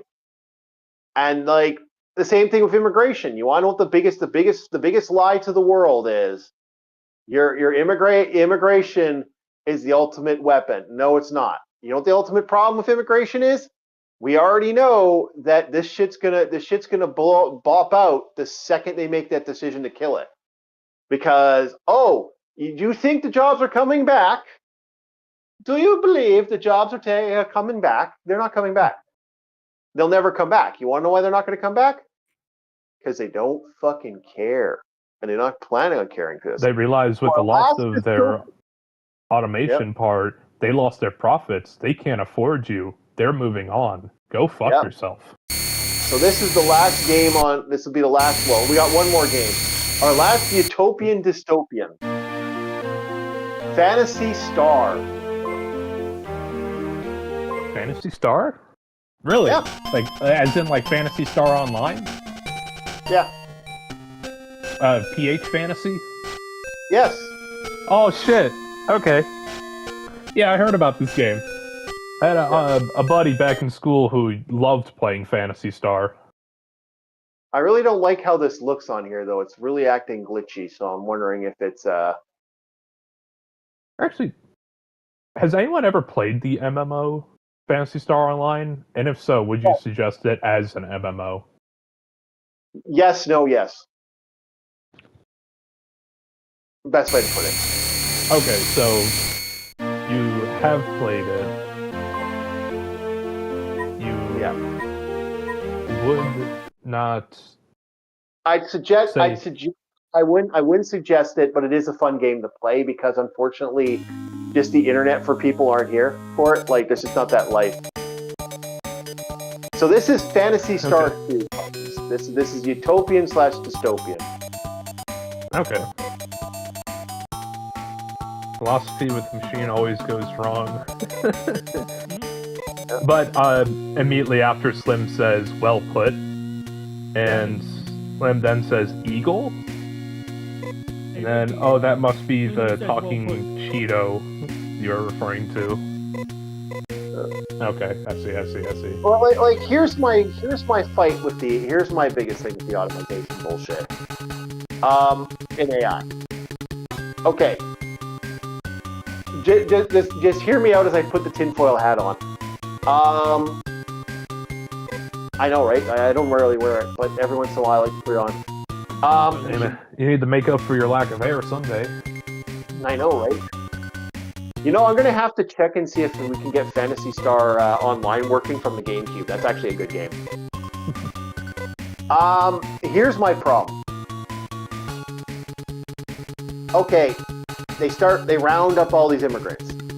All of a sudden, China comes out with an AI, comes out with this stupid AI program that exists. Oh, hey, we have a bunch of robots ready to go, and all these layoffs start happening, and I'm like,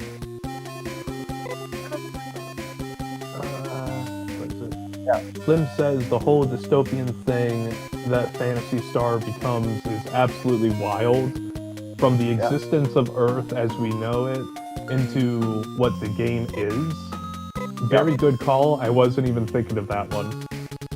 Well, yes, it is actually one of those. And I'm going to have to...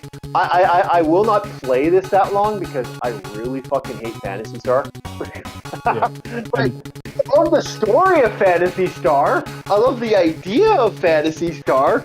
I absolutely fucking hate Phantasy Star, though. Man, that is a weird existence to be in. Yeah.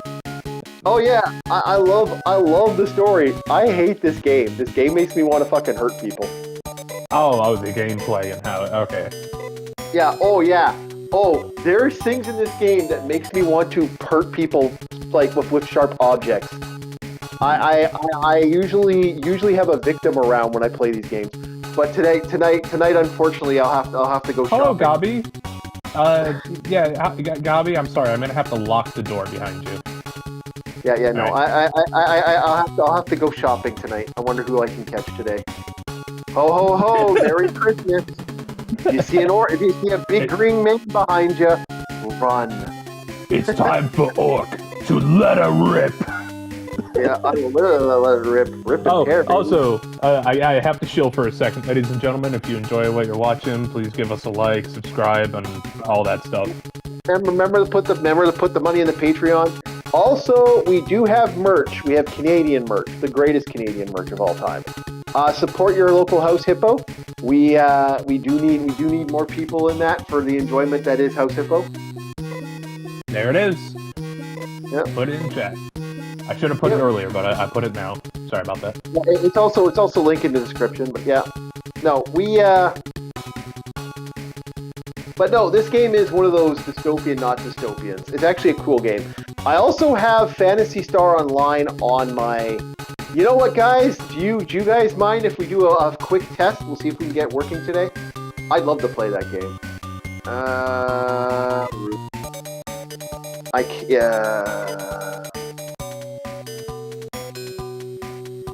Baggage, please. No. I remember there's a way to get other members. I just can't remember where in the place you can get members. Like, you can get members right off the hop in this game. I just can't, because I don't want just the 2 people. You know, Chief, if I wasn't so broke, I think I'd get my nieces and nephews a bunch of house hippos. Because it'd make a great Christmas gift. It would make a great hit. You know, I believe in House Hippo shirts and I believe in House Hippo cups. Like, that's a good gift. Where we even have House Hippo stickers you can put on your stuff, so you can make yourself really fancy. Yeah. I guess I have to travel to the next area. So I don't think there's enough. I don't think there's anything here. So I think we're in the next area. No, this game, again, love-hate relationship. Like, I think this is a cool game, but fuck, there's some things about this game that makes me want to hurt people. Oh. I'm just dreading the pain of this game. This is considered the best one, by the way. Like, of the old school Phantasy Star games, this is considered number one.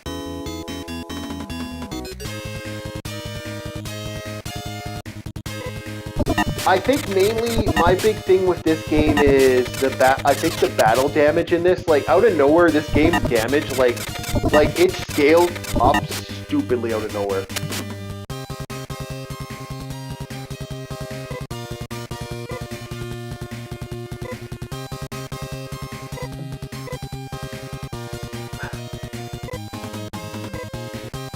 Oh, well, wait, I just fight then.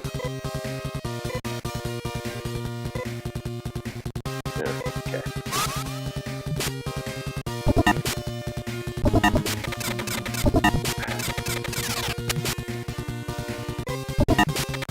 Yeah, so we'll test out that other Phantasy Star game I have on here.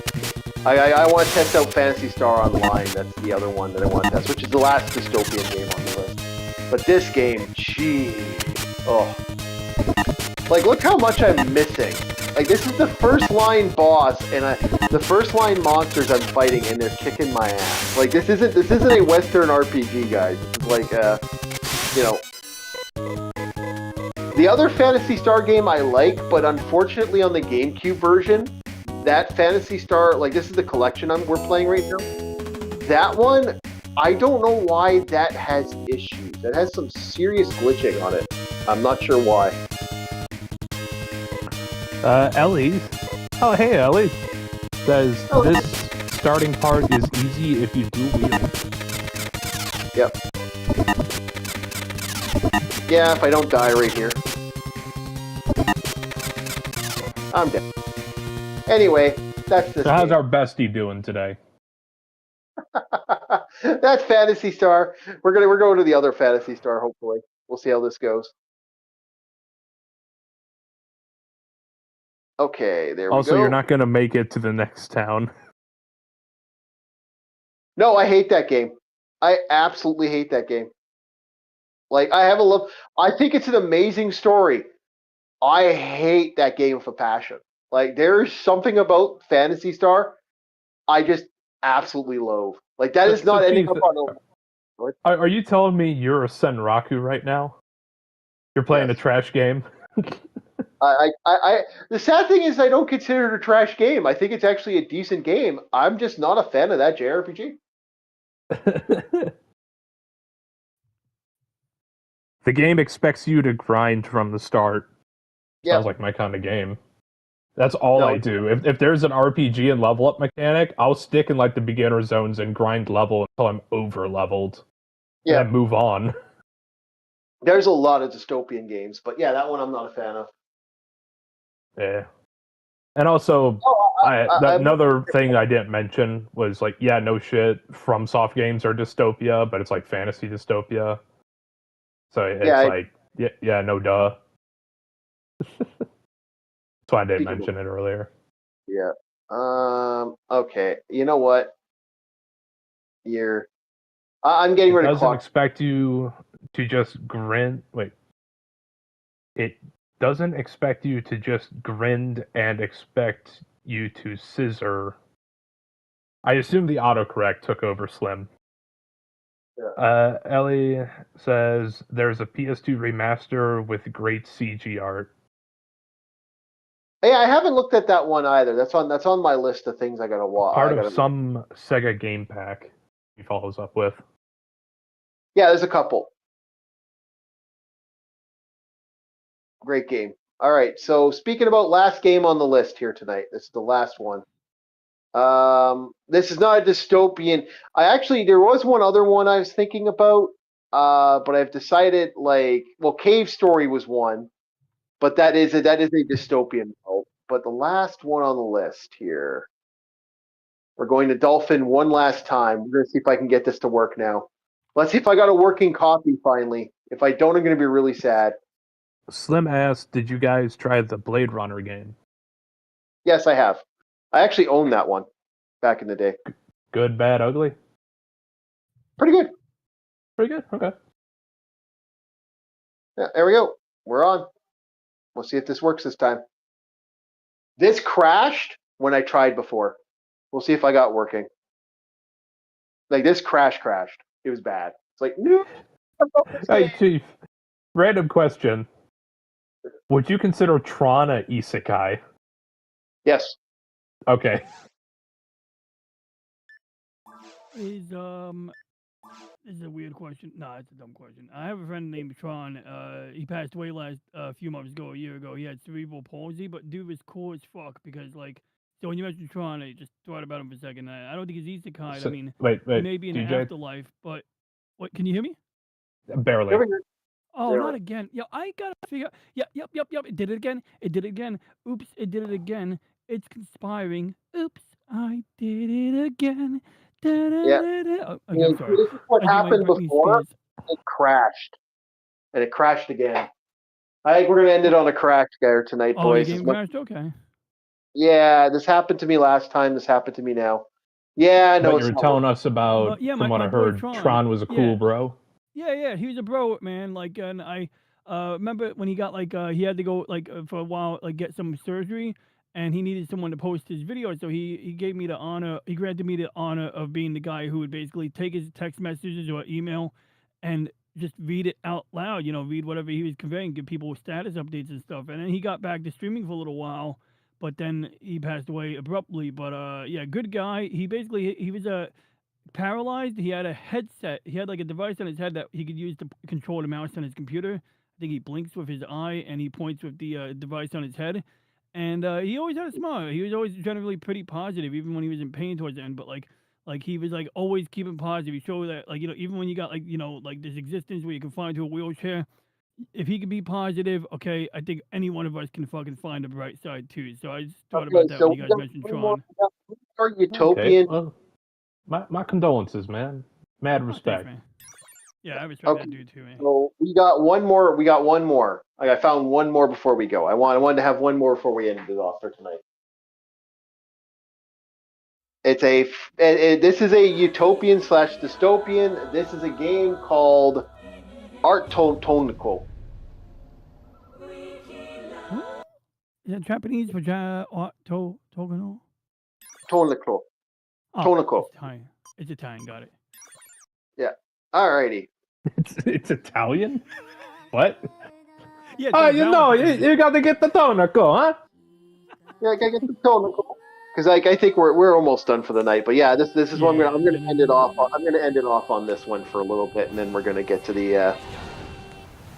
But this is a utopian / dystopian. Okay. Yeah.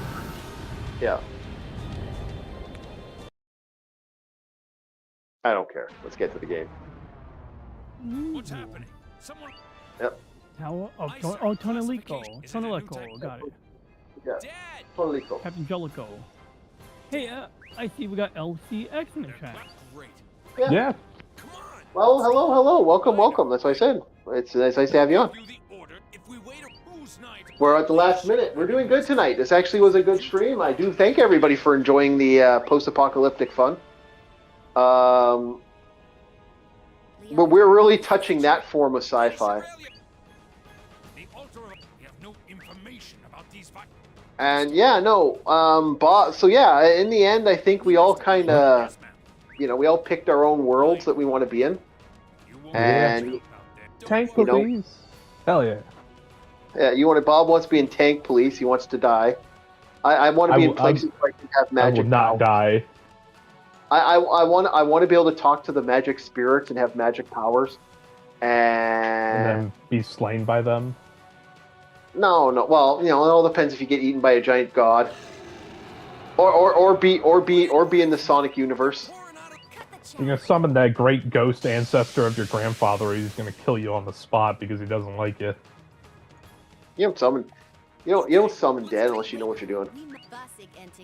Okay. That's like real life. Yeah, that is true. That is true. You don't fuck around with life or death. No, you don't. Necromancers have been killed by their own creations. Yes, they have. The Golem, Frankenstein's monster, zombies 90% of the time. Unless you're Wesker. Yeah. Oh, and then you died. Unless you're Wesker and you died of crass. Yeah, there she is. She's dying. Well, no, he died of a boulder. Remember, he like. No. It was not a boulder. Chris punched the boulder to make a bridge to get to the next section after Sheva was doing her thing. Then it takes over as Wesker goes after Chris. And then for the final fight, you basically shank him to death and he falls in a volcano. I can't remember how to cast spells in here. It's been a while. Oh, there we go. Yeah, I still remember the playthrough I had with my buddy playing Resident Evil 5. Yeah. Crass. So this is the last utopian / dystopian.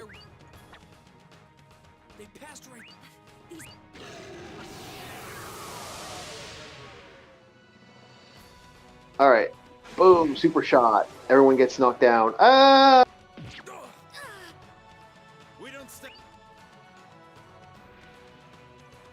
We suck.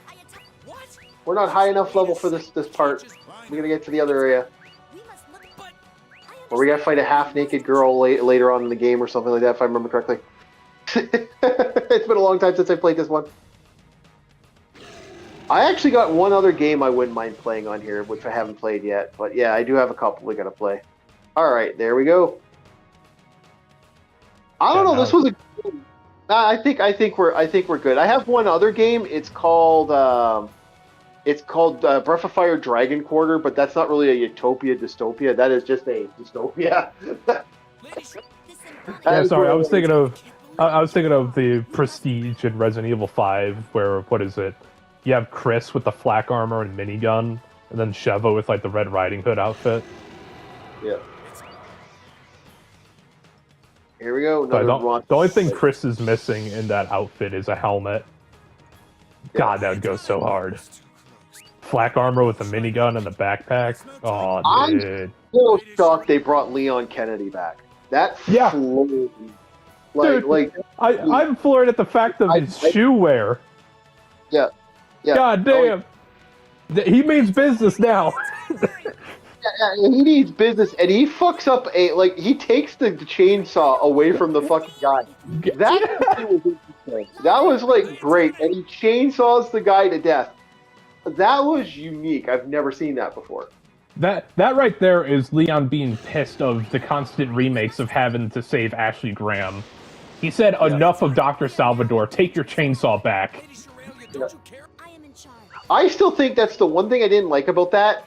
You should be able to shoot the chainsaw in the Resident Evil 4. That should because technically he's raising a chainsaw. Shoot the chainsaw. Shoot the motor. Do you know how much damage that would do to a motor? Oh yeah, the thing would jam, and then it would just be a serrated bludgeon at that point. Yeah. It wouldn't be an insta kill. It'd just be a bonking stick. Hell, shooting the blade would mess that thing up. Imagine as it's revving, you manage to shoot the chain, and the whole chain just goes whoop. Oh my god! Ooh. No! I've seen what happens when a chain fucking comes loose when it's in full fucking throttle. Yeah, that's what I'm saying.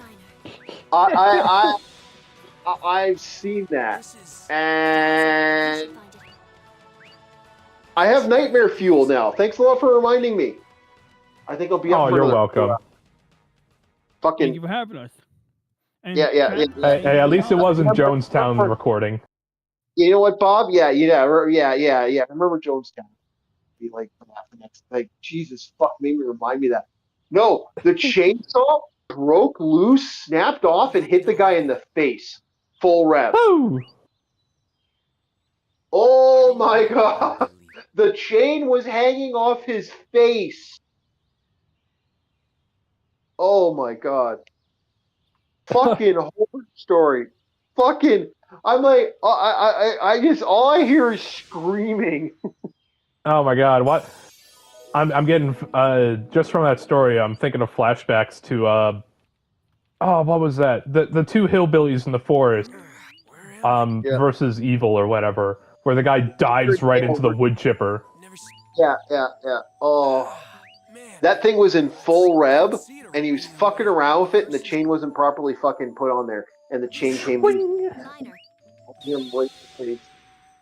Oh my god, that was brutal. It was hanging off his face.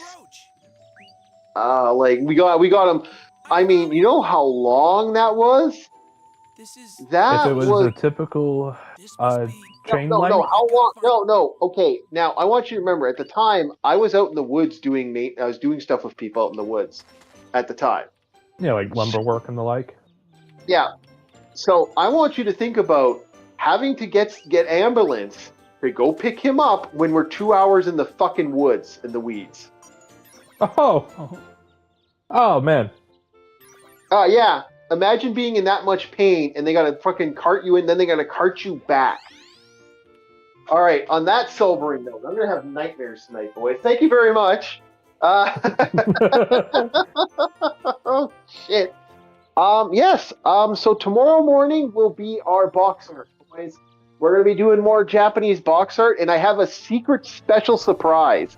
So if you show up tomorrow at 9:30, if Bob wakes up, and shows up tomorrow at 9:30, I will have a secret special surprise. And something I found out very interesting. One of those interesting things is that we have, unfortunately, Google's an interesting beast now, and we're having fun with that. I actually have to see if someone can prove something for me. So I'd like to thank everybody, and we'll see you tomorrow, 9:30ish. I got to get first thing in the morning, and we will get this shit done. Have yourselves a very good night.